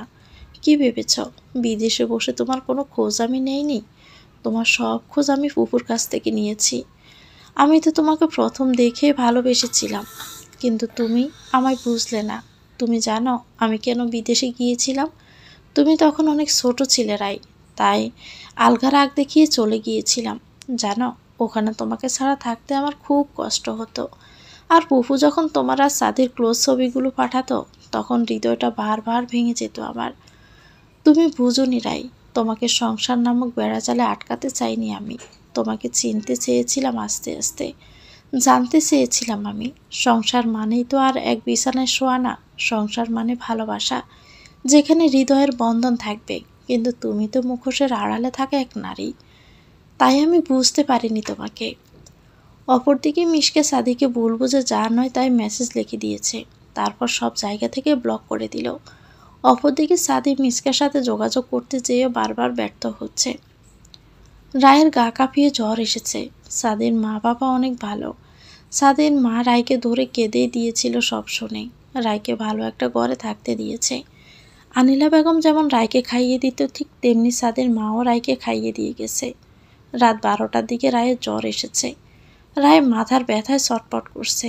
এত রাতে কাউকে বিরক্ত করতে সে চায় না, তাই খুব কষ্টে বিছানা থেকে উঠে বসলো। তারপর দেওয়াল ধরে কোনো রকমে ওয়াশরুমে যায়। বেসিন থেকে পানি নিয়ে মাথায় দিতে লাগলো। রায় হাঁপাচ্ছে। রায় নিজের নাকে ও কানে আবারও প্রচণ্ড ব্যথা অনুভব করে। আয়নার দিকে তাকিয়ে দেখলো আবারও সে রক্ত আসছে গল গল করে। রায় নিজের মাথা চেপে ধরলো আর পারছে না সে। রায়ের হঠাৎ কেন জানি মনে হলো তার চুলগুলো গোড়া থেকে উঠে গেছে। রায় নিজের একটা হাত সামনে আনতে চমকে গেল। রায়ের হাতে তার আস্ত চুলের গোছা। রায় হাত দিয়ে নিজের চুলগুলো আবারও আলগা করে টান দিল। দেখতে পেল তার রেশমি চুলগুলো উঠে আসছে। চোখ দুটো নোনা জলে ভরে আসে তার। তার প্রিয় কোনো জিনিস তার কাছে কেন যেন থাকতে চায় না। রায় শুধু তাকিয়ে থাকলো নিজের প্রতিবিম্বের দিকে। কতটা অসহায় সে, নিজের প্রতিবিম্বটাও যেন তাকে দেখে হাসছে। রায়ের চোখ ঝাপসা হয়ে আসছে। শরীরটা ডলে পড়লো ওয়াশরুমে চকচকে মেঝেতে। কিছুক্ষণের মধ্যে মুখ থেকে গল গল করে বেরিয়ে আসে রক্ত। রাতের অন্ধকার কেটে গেছে, চারদিকে আলো ফুটে উঠেছে। রাতের অন্ধকার রাতকে বিদায় জানিয়ে আবারও দিনের আগমন। কিন্তু সবার জীবনে আলো দেখা মিলে না, যেখানে কেবল অন্ধকারের রাজত্ব। রায়ের ঘরের দরজায় ক্রমাগত ধাক্কা দিচ্ছে সাদি। একটু আগে একজন সার্ভেন্ট রায়কে ডাকতে এসেছিল। রায়ের ব্যাপারে বাড়ির সবাই জানে। রায় যখন অনেক ডাকার পরেও কোনো সাড়া দিল না, তখন সার্ভেন্ট সবাইকে ডেকে নিয়ে আসে। 15 মিনিট যাবৎ সাদি দরজায় ধাক্কা দিয়ে যাচ্ছে। গলা ফাটিয়ে রায়কে সবাই ডেকে যাচ্ছে, কিন্তু দরজার ওপারে থাকা মানুষটা আজ বড্ড অসহায়। বাইয়ের মতো মানুষটা চিৎকার কানে ভেসে গেলেও কিছু তার করার নেই। উপরওয়ালা তার সব শক্তি কেড়ে নিয়েছে, তবুও নিজের চোখ জোড়া খুলে রাখার চেষ্টা সে করেই চলছে। সাদি চিৎকার করে ডাকলো, রাই, দরজা খোল, এমন করিস না, তোর কোনো ভয় নেই। ভাই দরজা ভেঙে তোকে বের করবে, ভয় পাস না কেমন? সাদির মা চোখের পানি মুছে নিল। এর মধ্যে দরজার লক কাটার লোকেরা চলে এসেছে। তারা নিজেদের কাজ শুরু করে দিল। দরজার লক কাটতে খুব একটা সমস্যা হলো না। মিনিট 2-এর মধ্যে দরজার লক খুলে যায়। দরজার লক খুলতে সাদি দৌড়ে ঘরে গেল। রায়কে ঘরে না পেয়ে বারান্দায় ছুটে গেল, কিন্তু সেখানেও পেল না। হঠাৎ সাদি নিজের মায়ের চিৎকার শুনতে পায়। সে রায়ের নাম ধরে চিৎকার করছে। দৌড়ে ওয়াশরুমের মধ্যে যেতেই এক ভয়ঙ্কর দৃশ্য সাথী দেখতে পেল। তার চোখের সামনে রায় নামের সহজ সরল মেয়েটা পড়ে আছে, যার মাথায় চুল নেই, যে চুল কিনা মেয়েদের সৌন্দর্যের অংশ। চুলগুলো ওয়াশরুমের মেঝেতে পড়ে আছে। যে মুখটা আগে খুশিতে লাল হয়ে যেত, সেই মুখটা আগে লজ্জা পেলে লাল হয়ে যেত, সেই মুখটা আজ লাল রঙে রঞ্জিত। মায়াবী চোখ জোড়া আজ গর্তে প্রবেশ করেছে, ঠোঁট শুষ্ক হয়ে গেছে। রায়ের নিথর দেহটা পড়ে আছে ফ্লোরে। এই দৃশ্য কি সত্যি সহ্য করা যায়? সাদি তা জানে না। এই জন্যই হয়তো সাহিত্যিকরা বলেন, কারো চোখের প্রেমে পড়তে নেই, অন্ধ হয়ে গেলে ভালোবাসা পুড়িয়ে যাবে। কারো চুলের প্রেমে পড়তে নেই, ক্যান্সারে ঝরে যেতে পারে। কারো রূপের প্রেমে পড়তে নেই, আগুনে ঝলসে যেতে পারে। কারো হাসির প্রেমে পড়তে নেই, চর্মরোগের প্রভাবে নষ্ট হয়ে যেতে পারে। কারো কথার প্রেমে পড়তে নেই, যে কোনো সময় বোবা হয়ে যেতে পারে। যদি সত্যি কারো প্রেমে পড়তে হয়, তবে ব্যক্তিত্বের প্রেমে পড়ো।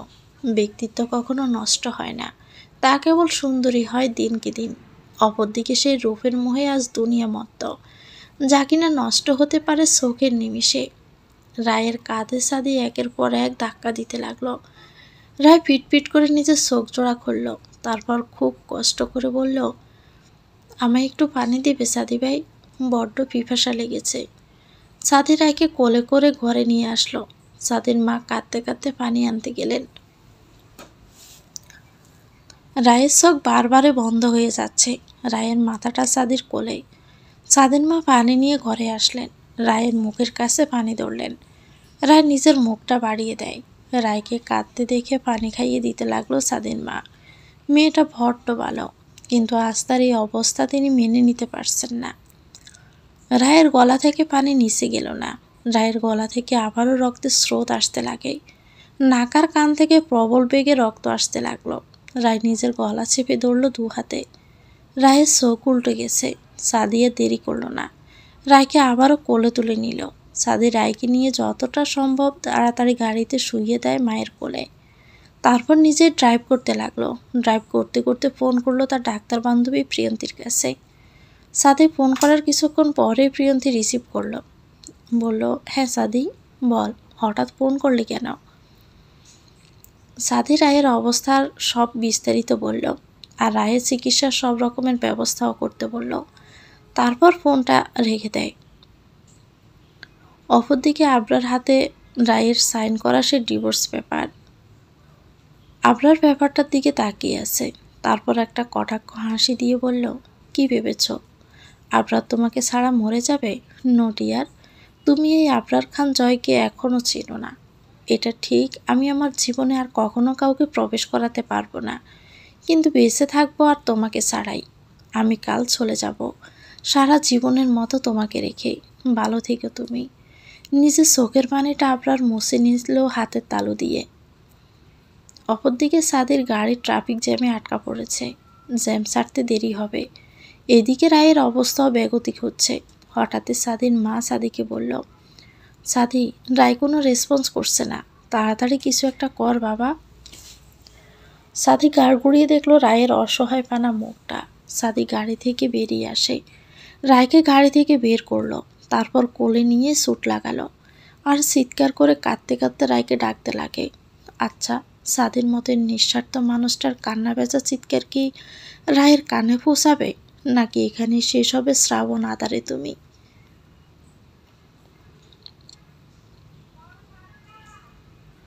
রায়ের নিস্তেজ শরীরটা নিয়ে ছুটে চলছে সাদি। হাজারো মানুষের ভিড়ে সাদির মতো লোকের আজ বড্ড অভাব। বড্ড দেরি হয়ে যাচ্ছে রায়কে নিয়ে যেতে। সাদি চলমান গাড়িগুলো থেকে সাহায্য চাইতে লাগলো, কিন্তু কেউ এগিয়ে আসে না। সবাই নিজেদের নিয়ে ব্যস্ত। বাস্তবতা বড্ড কঠিন। এখানে প্রতি মুহূর্তে যুদ্ধ করতে হয়। এই দুনিয়াতে কেউ কারো জন্য নয়, সবাই 2 দিনের মায়া। সাদির ডাকে চকচক করা প্রাইভেট কারের মালিকরা সাড়া দিল না, কিন্তু একজন বৃদ্ধা ভ্যানওয়ালা এগিয়ে আসে। বৃদ্ধ লোকটা ভরাট গলায় বলল, আব্বা, আমার ভাঙ্গা ভ্যান গাড়িটায় আমারে উঠান। আপনি কই যাইবেন, আমি লইয়া যাইতেছি। সাদির চোখ ছলছল করে ওঠে। যে মানুষটি কিনা কোটি টাকার গাড়ি ছাড়া কখনো বের হয়নি, সে আজ কতটা অসহায়। রায়কে নিয়ে আসার সময় মানি ব্যাগটাও নিয়ে আসেনি, মোবাইলটাও ভুল করে গাড়িতে ফেলে এসেছে। কারো কাছে সাহায্যও নিতে পারছে না। এর জন্য হয়তো টাকা নিয়ে, ক্ষমতা নিয়ে অহংকার করতে নেই। কারণ আল্লাহ কখন কাকে কোথায় নিয়ে দাঁড় করাবে কেউই জানে না। কখন কার সাহায্য দরকার তা আল্লাহ ছাড়া কেউই জানে না। সাথী সময় নষ্ট করলো না, রায়কে ভ্যান গাড়িটার মধ্যে শুইয়ে দিল। ভ্যান গাড়িটা বৃদ্ধ লোকটা বাতাসের বেগে চালাতে লাগে। এ দুনিয়াতে আল্লাহ যাকে অর্থ দেয় তাকে মন দেয় না, আর যাকে মন দেয় তাকে অর্থ দেয় না। তাই হয়তো চোখের সামনে কেউ মরে গেলেও কারো কিছুই যায় আসে না। অপরদিকে মিশকে নিজের ঘরে বসে আছে। আজ একদিন সে খাওয়া দাওয়া করছে না। মেয়েটার পাগল প্রায় অবস্থা। সাদি কেন তার সাথে বিশ্বাসঘাতকতা করলো? মিশকে ফুপিয়ে কাঁদতে লাগলো। হঠাৎ করে নিজের কাঁধে কারো স্পর্শ পেতেই মিশকে সেদিকে তাকায়। আনিলা বেগম মেয়ের চোখের পানি মুছে দিল। মিশকে নিজের মাকে ধরে জোরে কেঁদে ওঠে। আড়াল থেকে আবরারের ফুফু সবই দেখে, তার মুখে হাসি। সে তো এটাই চেয়েছিল। ভালোবাসার মানুষকে হারানো যে কতটা কষ্ট তা আফজাল খানের ছেলে মেয়ে বুঝবে, যেমনটা একদিন সেও পেয়েছিল। আফজাল খান সেদিন তার চোখের পানির বাসা বুঝেনি, কিন্তু এবার নিজের ছেলে মেয়ের চোখের পানির বাসা বুঝবে। রায়কে কিছুক্ষণ আগে সাদে হাসপাতালে এনেছে। ডাক্তাররা রায়ের চিকিৎসা শুরু করেছে। রায়ের অবস্থা ভালো না, হার্টবিট অনেক কম, রায়ের জ্ঞানও নেই। সাদি প্রিয়ন্তের মোবাইল থেকে নিজের ম্যানেজারকে কল করে টাকার ব্যবস্থা করতে বলেছে। 24 ঘন্টার মধ্যে রায়কে সিঙ্গাপুরে নেওয়ার সমস্ত ব্যবস্থা করতে বলেছে সাদি। 4-5 জন ডাক্তার রায়কে দেখছে। রায়ের কাছে কারো যাওয়ার নিষেধ। আইসিইউ থেকে প্রিয়ন্তে বেরিয়ে আসতে সাদি বলল, কি রে, রায়ের কি খবর? ও ঠিক আছে তো? আমি ওকে কালকের মধ্যে সিঙ্গাপুর নিয়ে যাব। রায় ঠিক হয়ে যাবে তো, বল না? প্রিয়ন্তি তখন হতাশ কণ্ঠে বলল, সাদি, উত্তেজিত হোস না। রায়ের হাতে সময় নেই আর। 48 ঘন্টার মধ্যে যদি জ্ঞান না আসে তাহলে শেষ কথাটুকুও বলতে পারবি না। রোগটা একেবারে ছড়িয়ে পড়ে তারপর ধরা পড়েছে। আর ওর অবস্থা এখন এতটাই খারাপ যে কোথাও নিয়ে গেলেও আর কাজ হবে না। ওর ব্রেইনে ছড়িয়ে পড়েছে টিউমারের বিষাক্ততা। যদি 1 বছর আগেও রোগটা ধরা পড়তো তবুও বাঁচানো যেত, কিন্তু এখন আর সম্ভব না। সাদি ফ্লোরে বসে পড়ল। অবশেষে সে চেয়েও কিছু করতে পারবে না। মেয়েটা তার সামনে এভাবে জোরে যাবে অকালে। সাদি উঠে রায়ের দিকে তাকালো। বেডের উপর কত নিশ্চিন্তে শুয়ে আছে। মুখটা কালো হয়ে গেছে, পুরো মাথায় চুলে ছিটে ফোটাও নেই। ডাক্তার নাকের ভিতর চিকন পাইপ ঢুকিয়ে দিয়েছে। পাইপটা ঢুকানোর সময় নড়ে উঠেছিল, হয়তো প্রচণ্ড কষ্ট হয়েছিল তখন। মুখে অক্সিজেন মাস্ক লাগানো, চোখের চারপাশে কালো হয়ে গেছে। পাশের মনিটরে সবুজ দাগটা আস্তে আস্তে ওঠানামা করছে। এই সবুজ দাগটা হঠাৎ যদি সমান হয়ে যায় তখন কি হবে ভাবতে সাদির চোখ চিকচিক করে ওঠে। দিন শেষে রাতের আগমন। রাত 12টা বাজে।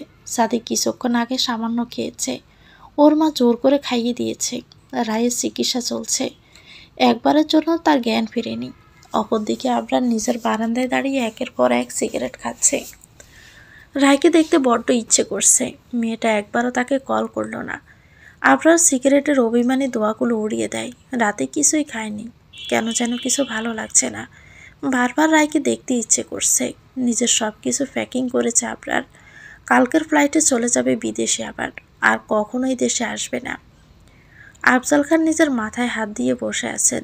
সে কিছুতেই হিসাব মিলাতে পারছেন না, কোথাও একটা ভুল হচ্ছে। আফজাল খানকে চিন্তিত দেখে আনিলা বেগম বললেন, ঘুমিয়ে পড়ো, রাত জাগতে নেই। আফজাল খান স্ত্রীর কথার বাজে কিছুই বললেন না, শুয়ে পড়লেন। খোলা আকাশে তাকিয়ে আছে সাদি। তার ঠোঁট জোড়া কাঁপছে। বিনা দোষে আজ সে শাস্তি পাচ্ছে। সে তো মিশকাকে সব জানাতে চেয়েছিল রায়ের ব্যাপারে, কিন্তু সে সময়টাও পেল না। সে ভালোবাসার মানুষকে ছাড়া থাকতে যে কত কষ্ট তা রায়কে দেখে সে বুঝেছে। ভালোবাসায় এত কষ্ট কেন? আবরার যদি রায়ের অবস্থা একবার জানতো তাহলে কি করত?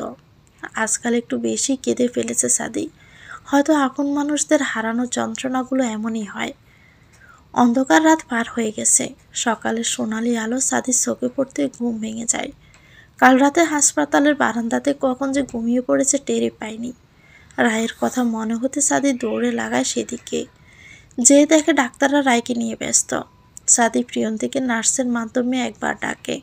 প্রিয়ন্তী আসতেই সাদি বলে, রায় ঠিক আছে তো প্রিয়ন্তী? না রে, অবস্থা শুধু খারাপই হচ্ছে, হার্টবিট কমে যাচ্ছে। ওর আত্মীয় স্বজন কেউ থাকলে আসতে বল, যেন শেষ দেখাটা দেখে নেয়। সাদি গাড় গড়িয়ে একবার রায়কে দেখল, তারপর দৌড়ে হাসপাতাল থেকে বেরিয়ে আসে। সাদি নিজের গাড়িতে বসে ড্রাইভ করতে লাগলো অতি দ্রুত। কাল রাতে সাদির ম্যানেজার গাড়ি দিয়ে গেছে হাসপাতালে। সাদি নিজের হিতাহিত জ্ঞান হারিয়ে ফেলেছে। অনেক সহ্য করেছে, আর না, এবার সে আবরারের মুখোমুখি হবে।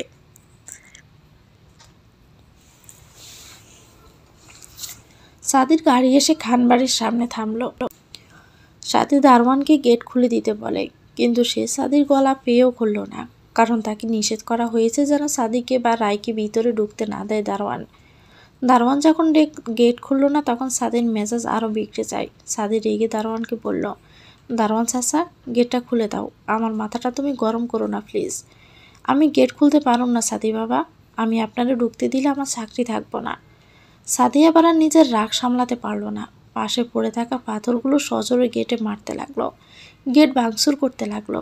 আবরার মাত্রই রেডি হয়ে নিচে আসে নাস্তা করার জন্য, কিন্তু হঠাৎই ভাঙচুরের আওয়াজ শুনে থেমে যায়। এদিকে দারোয়ান খুব ভয় পেয়ে যায় সাদির কাছে, তাই দৌড়ে বাড়ির ভিতরে ঢুকে পড়ে।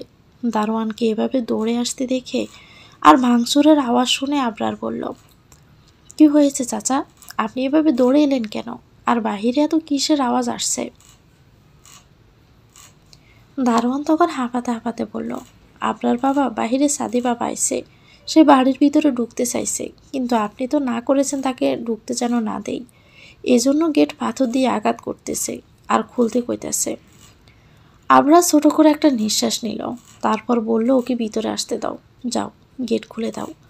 দারোয়ান দৌড়ে গেল গেট খুলতে। দারোয়ান গেট খুলতে সাদি ভিতরে ঢুকে। সাদি ভিতরে আসতেই দেখলো বাড়ির সবাই আছে।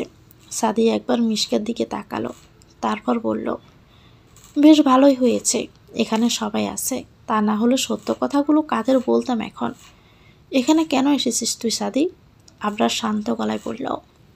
সাদি আবরারের কথায় জবাব দিল না, খাবারের টেবিলের দিকে একবার তাকালো, তারপর বলল, ওমা, এখানে দেখছি বোস সভা চলছে, তাই এত খাবার কি করে তোদের গলা দিয়ে নামছে আবরার? আমি থাকতে তো এই খাবার তোদের গলা দিয়ে নামবে না। সাদি কথাগুলো বলে খাবারের টেবিলের সব খাবার উল্টে ফেলে দেয়। কাছের জিনিসগুলো ঠাস ঠাস করে ভেঙে গেল। কাছের টুকরোগুলোতে পুরো ড্রয়িং রুম ভরে যায়। হঠাৎ সাদির গালে ঠাস করে একটা থাপ্পড় পড়ল। চারদিকে ফিনফতন নীরবতা। সাদি সেই দিকে একবার তাকিয়ে দেখলো মিশকা দাঁড়িয়ে। হ্যাঁ, মিশকে থাপ্পড়টা মেরেছে। সাদির চোখে চিকচিক করছে পানি। মিশকা সাদির কলা তুলে বলল, আর কত ঠকাবে আমাদের? আমাদের ভাই বোনের জীবনটা নষ্ট করে শান্তি হয়নি, এখন বাড়িতে এসে অশান্তি কেন করছো? আর যার জন্য এমন করতেছো তাকে তো পেয়েছ, তাহলে আবার কি চাই? অবশ্য তোমাদের মতো চরিত্রহীন লোকেরা এর থেকে আর কী বা করতে পারে। এতক্ষণ চুপ থাকলেও এবার আর চুপ থাকলো না সাদি, কারণ এবার মিশকা তার চরিত্র নিয়ে কথা বলেছে। সাদি এবার সজোরে সবার সামনে থাপ্পড় মারল মিশকার গালে। মিশকে ছিটকে গিয়ে পড়ল ফ্লোরে। সাদি কিছু বলবে তার আগে আবরার ওকে এলোপাথারি মারতে লাগলো। আবরার সাদিকে মারতে মারতে বলে, তোকে আমি কখনো বন্ধু ভাবিনি, তোকে সবসময় ভাই ভেবে এসেছি, আর তুই আমার জীবনটা শেষ করে দিয়েছিস, আমার ভালোবাসার মানুষটাকে কেড়ে নিয়েছিস, আর এখন আমার বোনের গায়েও হাত দিস, তোকে আজ আমি মেরেই ফেলবো। সাদি একটা কথা বলল না, একের পর এক থাপ্পড় আর ঘুষি খেয়েই গেল। একসময় আবরার ক্লান্ত হয়ে যায়, থেমে যায়। এদিকে সাদির নাক মুখ থেকে রক্ত বের হচ্ছে। আবরার সাদিকে ছেড়ে দিয়ে বলল, চলে যা এখান থেকে, তুই আর কখনোই আমার সামনে আসিস না, চলে যা তুই, নয়তো অনেক খারাপ কিছু হয়ে যাবে। আমি চাই না তোর মায়ের কোলটা খালি হয়ে যাক। আবরার উঠে যেতে সাদি বলল, আমাকে কি সত্যি কখনো ভাই মনে করেছিস আবরার? যদি সত্যি নিজের আপন মনে করতিস, তাহলে একটা বার আমাকে সবটা বলতে পারতিস। সাদি চোখের পানি মুছে বলল, আমি আসলে এগুলিরই প্রাপ্য, তা না হলে এত কিছুর পরেও কেউ আসে নাকি? যাই হোক, তুই যে বলিস আমি রায়কে কেড়ে নিয়েছি, তোর কাছে কি এমন প্রমাণ আছে এর বিরুদ্ধে? আবরার পিছনে ঘুরে বলল, একটা কথা কি জানিস, কুকুরের লেজ কখনো সোজা হয় না, আর বেঈমানরা কখনো নিজের বেঈমানির কথা স্বীকারও করে না। যাই হোক, তোর প্রমাণ চাই তো, দাঁড়া, তোকে প্রমাণ দিচ্ছি। আবরার নিজের ফোন বের করলো, তারপর সাদিয়া রায়ের বেশ কিছু ছবি দেখায়, যেখানে স্পষ্ট সাদি রায়কে প্রপোজ করছে, আর রায় সাদির প্রপোজ গ্রহণ করছে। কিছু ছবিতে একজন আরেকজনকে খাইয়ে দিচ্ছে, আরেকটা ভিডিওতে সাদি আর রায় নাচানাচি করছে। সাদি ছবিগুলো দেখে উচ্চস্বরে হেসে দেয়। সাদি এখন নিজের শরীরের কথাই বলে হাসতে ব্যস্ত। সাদিকে হাসতে দেখে আবরার বলল, হাসছিস কেন এভাবে? এরপরও বলবি সব মিথ্যে, কিছু নেই তোদের মাঝে? সাদের হাসি থেমে যায়, চেহারায় দেখা দিল হাজারো অভিমান। সাদি ফোনটা নিয়ে মিশকার কাছে গেল, তারপর বলল, মিশকা, আবরার কি কখনো তোমাকে আর আমার রায়ের কোনো ব্যক্তিগত ছবি দেখিয়েছে? না, দেখায়নি আমাকে, মিশকা বলল। তোমার মনে আছে মিশকা, তোমাকে প্রপোজ করার কিছুদিন আগের কথা? ওই দিন তুমি আর রায় ঘুরতে গিয়েছিলাম। তুমি আমাকে ডেয়ার দিয়ে বলেছিলে রায়কে প্রপোজ করতে। মিশকা তখন মাথা নেড়ে সম্মতি জানালো। সাদি বলল, ওই দিনের ভিডিও আর ছবিগুলো সবাইকে দেখাও। মিশকা সাদির কথা মতোই তাই করল। আর ওই দিন যে শুধু একটু মজা করে সাদি রায়কে প্রপোজ করেছে তা আবরার বুঝে গেল। তারপর সাদি মিশকাকে বলল, মিশকা, তুমি আর আমি রায় একবার ঘুরতে গিয়েছিলাম। তোমরা রাস্তায় ফুচকা খেতেছিলে, কিন্তু আমি ফুচকা খেতাম না, তাই রায় আমাকে জোর করে ওই দিন তোমার সামনেই ফুচকা খাইয়ে দিয়েছিল। ওই দিনের ছবিগুলো আবরারকে দেখাও তোমার ফোন থেকে। সাদির কথা মতো মিশকা আবরারকে তাই দেখালো। তারপর সাদি বলল, মিশকা, তোমাকে প্রপোজ করার পর আমি তোমাকে আর রায়কে নিয়ে মজা করে নেচেছিলাম। ওই দিনের ভিডিওগুলো দেখাও আবরারকে। সব কিছু দেখার পর আবরার হিসাব উলটপালট হয়ে যাচ্ছে, কারণ সব জায়গায় মিশকা ছিল। আর মিশকার ফোনের পিকগুলো দেখলে তা বোঝা যাচ্ছে, কিন্তু তার ফুফু যখন ছবিগুলো তাকে দিত তখন তো মিশকার ছবি সেখানে থাকতো না। সাদি আবরারকে বলল, আর কোনো প্রমাণ আছে আবরার? আবরার শান্ত হলো না, কঠিন গলায় বলল, বুঝলাম সব মিথ্যে। তাহলে রায় কলেজ ফাঁকি দিয়ে কেন তোর সাথে দেখা করতো? লাইক সিরিয়াসলি, রায় আমার সাথে দেখা করতো? কে বলেছে তোকে আবরার? নিজের চোখে না দেখে বিচার করলি? হ্যাঁ, তুই সত্যি জানতে চাস রায় কোথায় যেত? আমি আর কিছু জানতে চাই না, আর কিছু বুঝতেও চাই না। আমি আজকের ফ্লাইটে চলে যাচ্ছি, এটাই শেষ কথা। চলে যা, আমি তোকে বাধা দিব না। যাওয়ার আগে সত্যিগুলো জেনে যা। তুই একটু দাঁড়া, আমি আসছি। সাদি আস্তে আস্তে নিজের গাড়ির কাছে গেল। হাঁটতে তার খুবই কষ্ট হচ্ছে, কপাল ফেটে রক্ত ঝরছে। হাত দিয়ে নাকের রক্ত মুছতে মুছতে সাদি গেটের কাছে যায়। পায়ে কাছের টুকরো লেগে অনেক জায়গায় কেটেও গেছে, তাই হাঁটতে পারছে না। প্রায় 15 মিনিট পর সাদি এলো। সাদির হাতে 3টে ফাইল, যে ফাইলগুলো এক একটা করে খুলল। তারপর পড়তে লাগলো, যেখানে স্পষ্ট লেখা, দীর্ঘ কয়েক বছর যাবৎ রোগী ব্রেন টিউমারে ভুগছে। মাথা চারদিকে টিউমার ছড়িয়ে পড়েছে। যে কোনো সময় রোগীর নাক কান মুখ দিয়ে রক্ত আসবে, রোগীর থেমে থেমে জ্বর আসবে, শেষ সময় রোগীর খাওয়া দাওয়া বন্ধ হয়ে যাবে, রোগীর মাথার চুল পড়ে যাবে, রোগীর চোখে ঝাপসা দেখবে। সাদি এক এক করে টেস্টার ডাক্তারের সকল নির্দেশনাগুলি পড়ে শোনালো, কিন্তু সাদি কেন এগুলো বলছে ওটাই কেউ বুঝতে পারছে না। এগুলো কেন আমাদের পড়ে শোনাচ্ছিস? আবরার বলল। সাদি হাসল, তারপর কাগজগুলো আবরারের কাছে দিয়ে বলল, রোগীর নামটা তো আগে দেখ। আবরার একরাশ বিরক্তি নিয়ে কাগজগুলো নিল, না চাইতে একবার রোগীর নামটা দেখল, আর এতে যেন তার পায়ের নিচের মাটিটা যেন সরে যায়। আমরা চোখ থেকে 2 ফোঁটা নোনা জল গড়িয়ে পড়ল। যতই রায়ের ওপর রাগ দেখাক না কেন, ভালোই তো বাসে। সাদি আবরারের দিকে কিছু কাগজ এগিয়ে দিয়ে বলল, এগুলো যেই দিন রায় ডাক্তারের কাছে গেছে তার কাগজ। তারিখগুলো দেখলেই বুঝবি। রায় ঠিক ওই দিনগুলোতে কলেজে যায়নি, আর ওই দিন রায় আমার সাথে দেখাও করতে যায়নি, বরং ডাক্তারের কাছে সে গিয়েছিল। তুই কিভাবে জানলি রায়ের এই অবস্থা? আবরার বলল,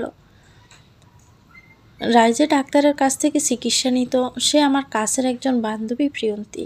ওই দিন রায় যখন ডাক্তারের কাছে যায়, আমিও সেদিন প্রিয়ন্তীর কাছে যাই একটা বিশেষ দরকারে, আর সেখানে রায়কে দেখতে পাই। তারপর এক এক করে সব জানতে পারি, তারপর অনেক জোর করে ওকে পৌঁছে দিয়ে যাই। তাহলে ওই দিন যে তোরা একে অপরকে জড়িয়ে ধরেছিলি, ওটা কী ছিল?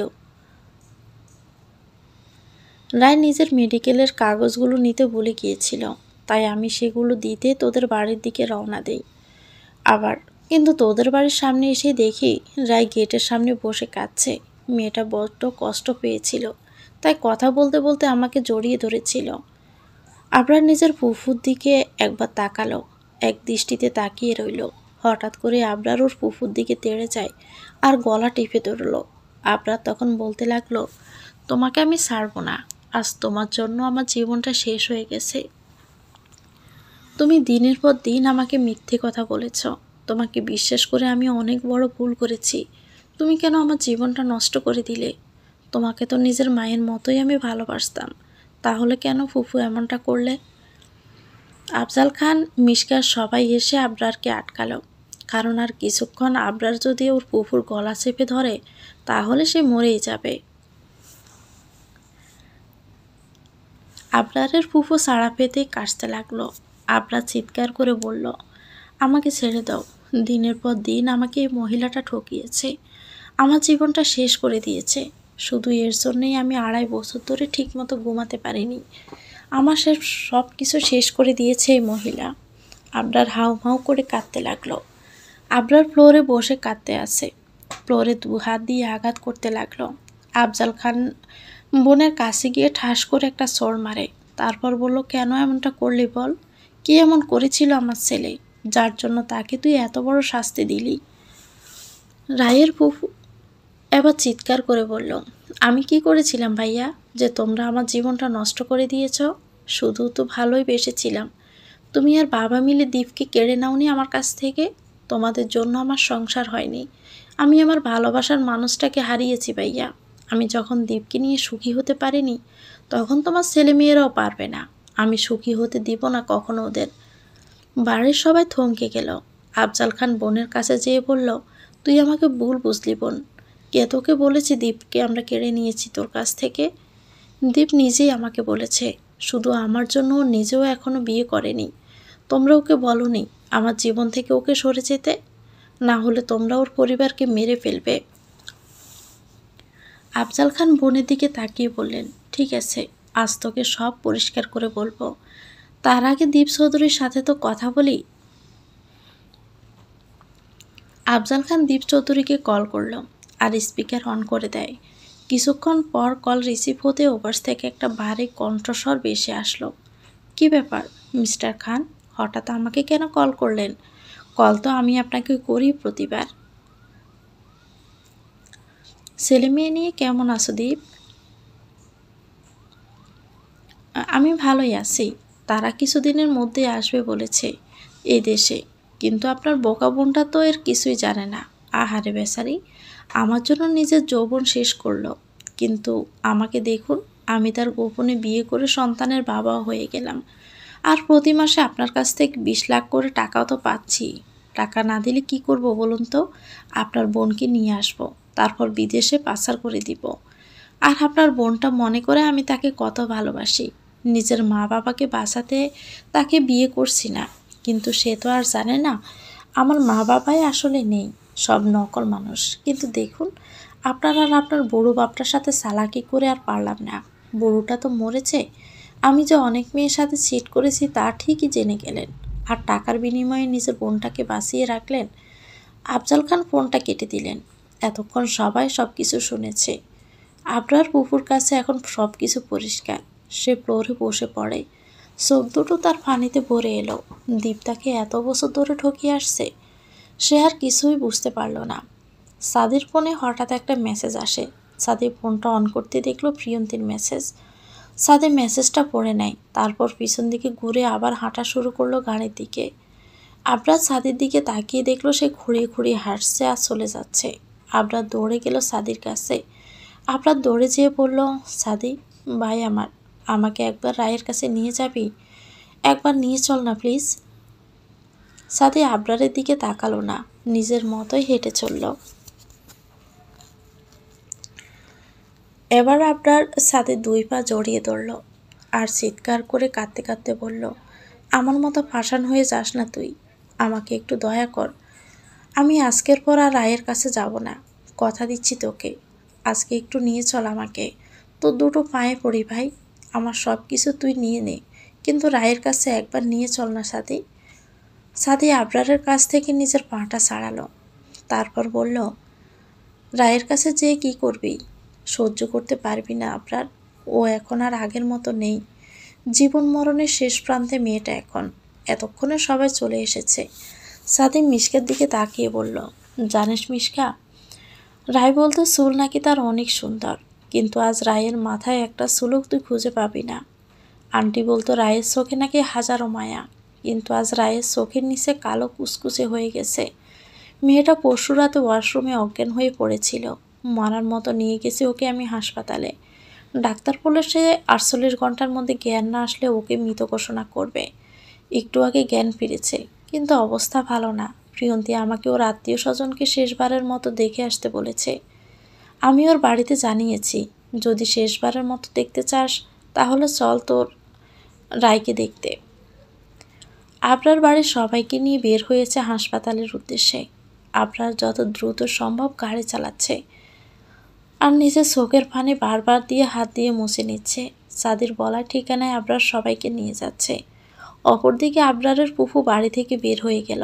সবাই চলে যাওয়ার কিছুক্ষণ পর সেও বেরিয়ে যায়। গাড়ি চালাতে চালাতে আবরারের ফুফু তার প্রেমিক দীপ চৌধুরীকে কল করল।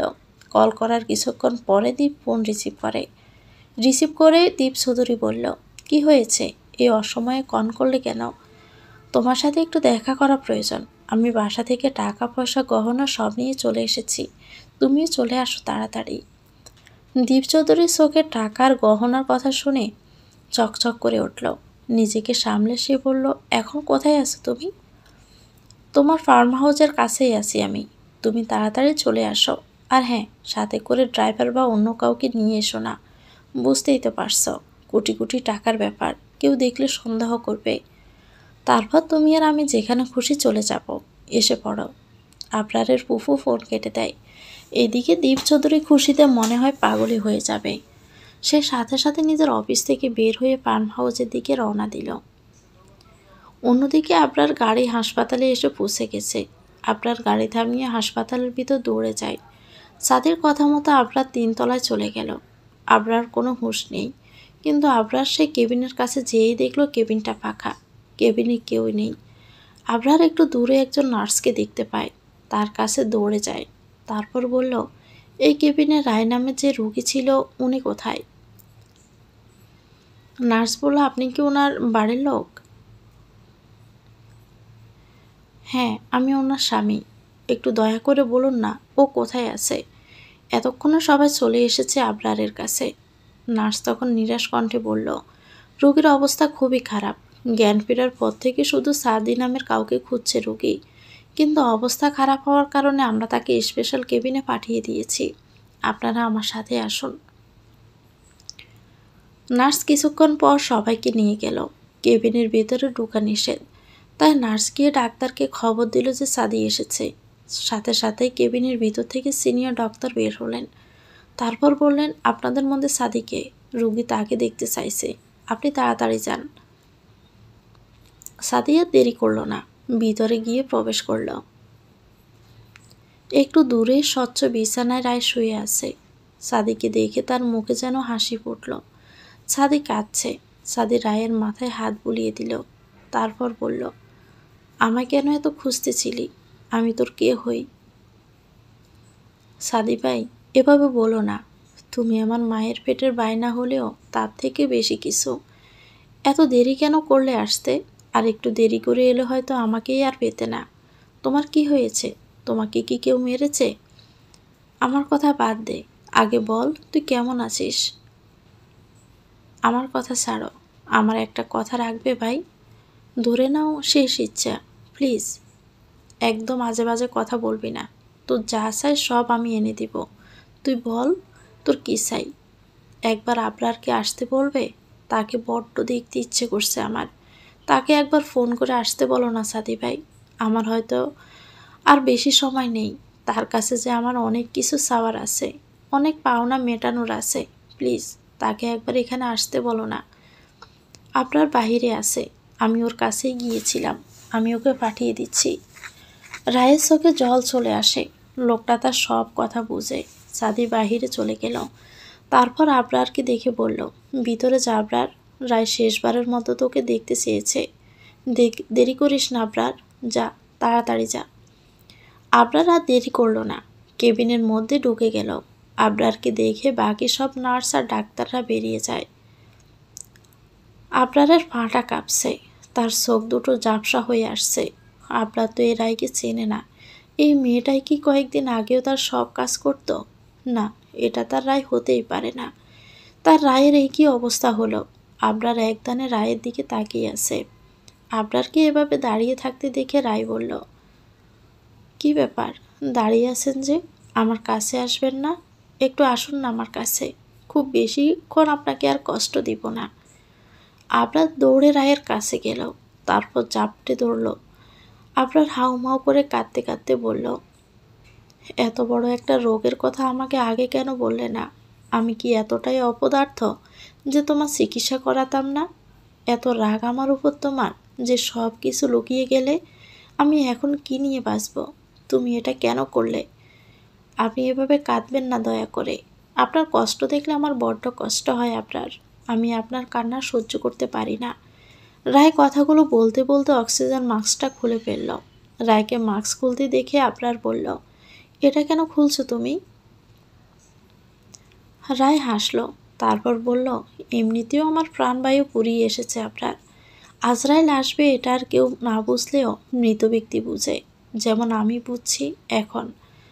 আজ আমি যা যা বলবো আপনি ঠিক তাই তাই করবেন।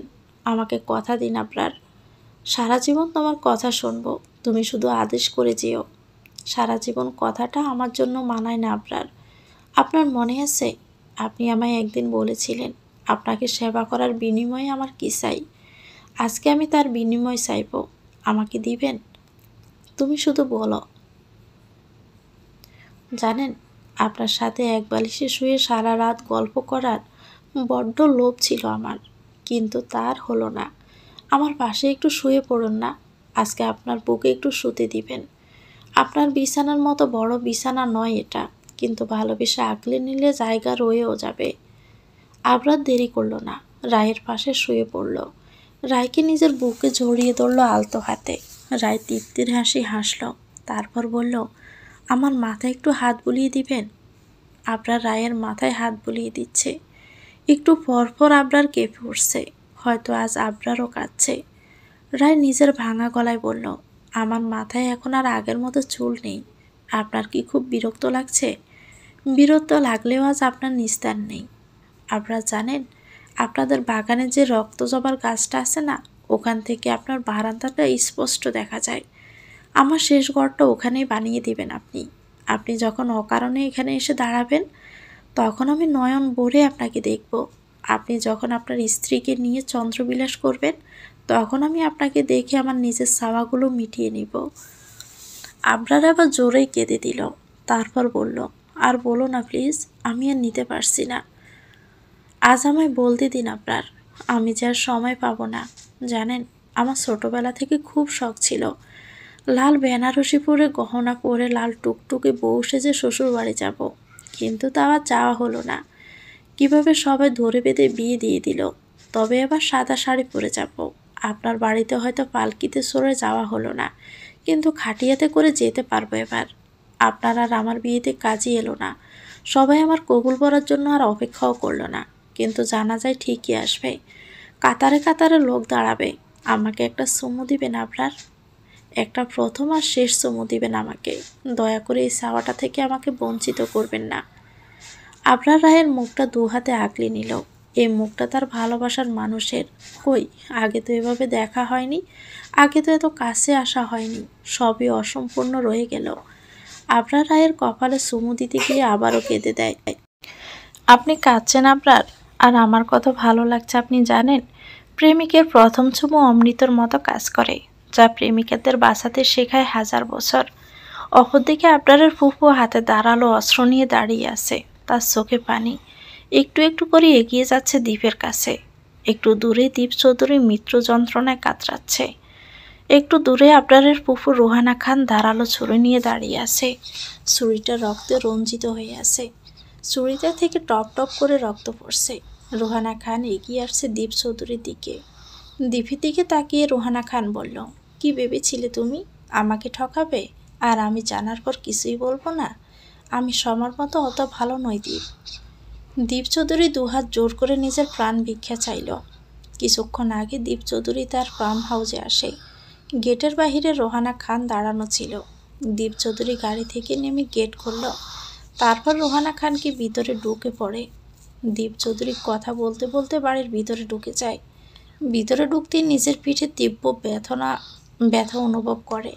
রোহানা খান দীপকে কিছু করার সুযোগ না দিয়ে পরপর কয়েকবার ছুরি চালিয়ে আঘাত করে। আমাকে কেন মারতে চাইছো রোহানা? আমি কি করেছি? কেন এমন করছো? দীপ চৌধুরী বলল। রোহানা খান দীপ চৌধুরীর গলা চেপে ধরে বলল, তুই জানিস না তুই কি করেছিস? তুই দিনের পর দিন আমাকে ব্যবহার করেছিস, আমাকে ঠকিয়েছিস, আমার জীবনটাতে শেষ করে দিয়েছিস। দিনের পর দিন মিথ্যাচার করেছিস। তোর জন্য আজকে 4টা জীবন আমি শেষ করে দিয়েছি। তুই একটা নরখাদক। তোর মতো জানোয়ারদের বাঁচার কোনো অধিকার নেই। রোহানা খান কথাগুলো বলে দীপ চৌধুরীর বুকে একের পর এক ছুরি দিয়ে আঘাত করতে লাগলো। রোহানা খানের কোনো হুঁশই নেই। সে তো একটা বিশ্বাসঘাতককে শাস্তি দিতে ব্যস্ত। একটা সময় রোহানা খান দেখল দীপ চৌধুরী আর নড়ছে না, তার চোখ দুটো স্থির হয়ে আছে। রোহানা খান হাতে ছুরিটা ফেলে দিল, তারপর একটা বিকট চিৎকার দিয়ে উঠল। চিৎকার করে কাঁদতে কাঁদতে বলল, কেন এমন করলে আমার সাথে দীপ? আমি কি এমন করেছিলাম? ভালোবাসলে এমন শাস্তি কেন পেতে হবে বলতে পারো? তোমার এত টাকার লোভ, আমাকে বলতে পারতে টাকার কথা, কিন্তু তুমি শেষ করে দিয়েছ। আমি তো খারাপ ছিলাম না, তুমি আমায় খারাপ বানিয়েছ। আমি তো খুনি ছিলাম না, তুমি আমায় খুনি বানিয়েছ। রোহানা খান তার ভালোবাসার মানুষটাকে বুকে ধরে চিৎকার করে কাঁদতে লাগলো। তোমায় আমি মুক্তি দিলাম এই পাপের দুনিয়া থেকে দীপ, ওপারে তুমি ভালো থেকো। অপরদিকে রায় আবরারের বুকে শুয়ে আছে। দুজনেই কাঁদছে। আবরারের কান্নার শব্দ হলেও রায় নিজ শব্দে কাঁদছে। রায় কাঁদতে কাঁদতে বলল, আবরার, এটা কিন্তু আমাদের প্রথম আর শেষ আলিঙ্গন। এরপর আর এই পারে আলিঙ্গন হবে না। আবরার নিজের হাতের বাঁধন শক্ত করে নিল, তারপর বলল, আমি তোমায় কিছুই হতে দিব না। তুমি কেন আমায় বললে না রায়? এতটা অমানুষ আমাকে কিভাবে ভাবলে তুমি? রায় মুচকি হেসে বলল, তোমায় হৃদ মাজারে রাখবো, ছেড়ে দিব না। তোমায় বক্ষ মাঝে রাখবো, ছেড়ে দিব না। ওরে ছেড়ে গেলে সোনার গোড়ও আর পাবো না। খেপা ছেড়ে দিলে সোনার গোড় আর পাবো না। নানা ছেড়ে দিব না। রায় থামল, তারপর বলল, আমায় কিছু সময়ের জন্য নিজের সাথে মিশিয়ে নিন আপনার, কারণ তারপর আর কখনোই সুযোগ পাবেন না। আমি আর আপনার ভালোবাসা তারপর মাটির তলায় বন্দী হয়ে যাব। জানেন আপনার থেকে আমার আরও একটা শেষ আবদার আছে। আপনার মনে আছে আমাকে দেওয়া আপনার প্রথম উপহারের কথা? ওই শাড়ি গহনা যদি আপনি আপনার দ্বিতীয় বউকে দেন, তাহলে আমি বড্ড কষ্ট পাবো আপনার। ওগুলো যেন ওভাবেই থাকে, কারণ আপনার প্রথম সব জিনিসই আমার অধিকার। আপনার প্রথম চুমু আর আলিঙ্গনের মালিকও কিন্তু আমি। তবে একটাই দুঃখ, আপনার প্রথম সন্তানের মা হতে পারলাম না। জানেন, আপনার গাড়ি দুর্ঘটনার যত কষ্ট পেয়েছি তার থেকেও বেশি তৃপ্তি পেয়েছি। কেন জানেন? আমি সবসময় আপনার সাথে থাকতে পেরেছি, আপনাকে ছুঁতে পেরেছি। রায় একটু থেমে বলল, আপনার দয়া করে আমার শেষ বিদায়ের সাজটায় যেন কোনো কমতি না থাকে। মনের মতো বউ তো আর সাজা হলো না, কিন্তু কাপনের সাদা সাজে যেন কমতি না থাকে। অনেক দিন বাঁচার ইচ্ছে ছিল, কিন্তু মরণ ব্যাধি রোগ সব শেষ করে দিল। আমার লাশটা বেশিক্ষণ মাটির উপর রাখবেন না। আমার লাশটা সহ্য করতে পারবেন না। এক জীবনে কত আঘাত নেওয়া যায় বলুন তো? মায়ের মৃত্যু, বাবার অবহেলা, সৎ মায়ের অত্যাচার, মিথ্যা অপবাদ, আপনজনদের ভুল বোঝা, স্বামীর অবহেলা, আর শেষে মরণ যন্ত্রণা। আমার বদ্ধ চোখের কষ্টগুলো চাপা দেওয়াই থাক। আপনার জন্য ওপারে অপেক্ষায় থাকব। জানি না এবারের অপেক্ষা কতটা দীর্ঘ হবে। আপনার আলিঙ্গনের অপেক্ষায় থাকব। সময় হলে না হয় চলে আসবেন, কিন্তু ওই দুনিয়ায় আমার খোদা আমাকে ফিরিয়ে দিবে না। রায়ের নিঃশ্বাস ভারী হয়ে গেল। রায় আর কথা বলতে পারছে না। রায়ের গলা বন্ধ হয়ে আসছে। রায় অনেক কষ্টে বলল, আমায় বক্ষ পিঞ্জিরার পাখিটা যাওয়ার সময় হয়ে গেছে। বিদায় নিচ্ছি। আপনার নতুন জীবনের শুভ কামনা করে। আপনার চিৎকার করে ওঠে, রায়, এমন করিস না আমার সাথে।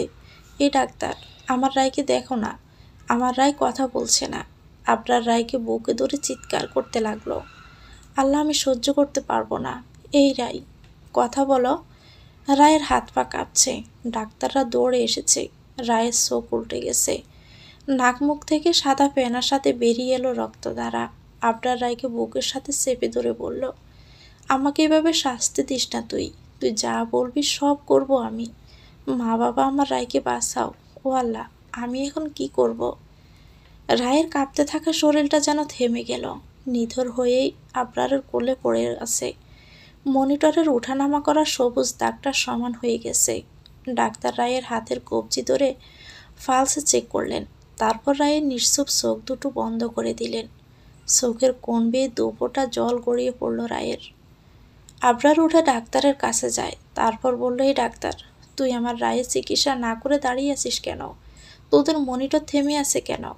আমার রায়কে বাঁচা না তোরা। আবরার কান্নায় ভেঙে পড়ল। ডাক্তারের পা জড়িয়ে ফ্লোরে বসে পড়ল আবরার। রায় মারা গেছে। আবরার পাগলের মতো বিলাপ করছে। হাসপাতালে ডাক্তারদের কাছে যাচ্ছে আর বলছে, এই ডাক্তার ভাই, আমার বউটাকে বাঁচিয়ে দে না। আমার সব টাকা তোরা নিয়ে যা, আমার কিছুই লাগবে না। তোরা নিয়ে যা সব কিছু, শুধু আমার বউটাকে বাঁচিয়ে দে। তোদের পায়ে পড়ি আমি, কিছু একটা কর ভাই।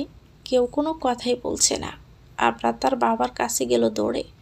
বাবা, তুমি তো সব পারো, আমার রায়কে একটু কথা বলতে বলো না বাবা। আমি আর পারছি না।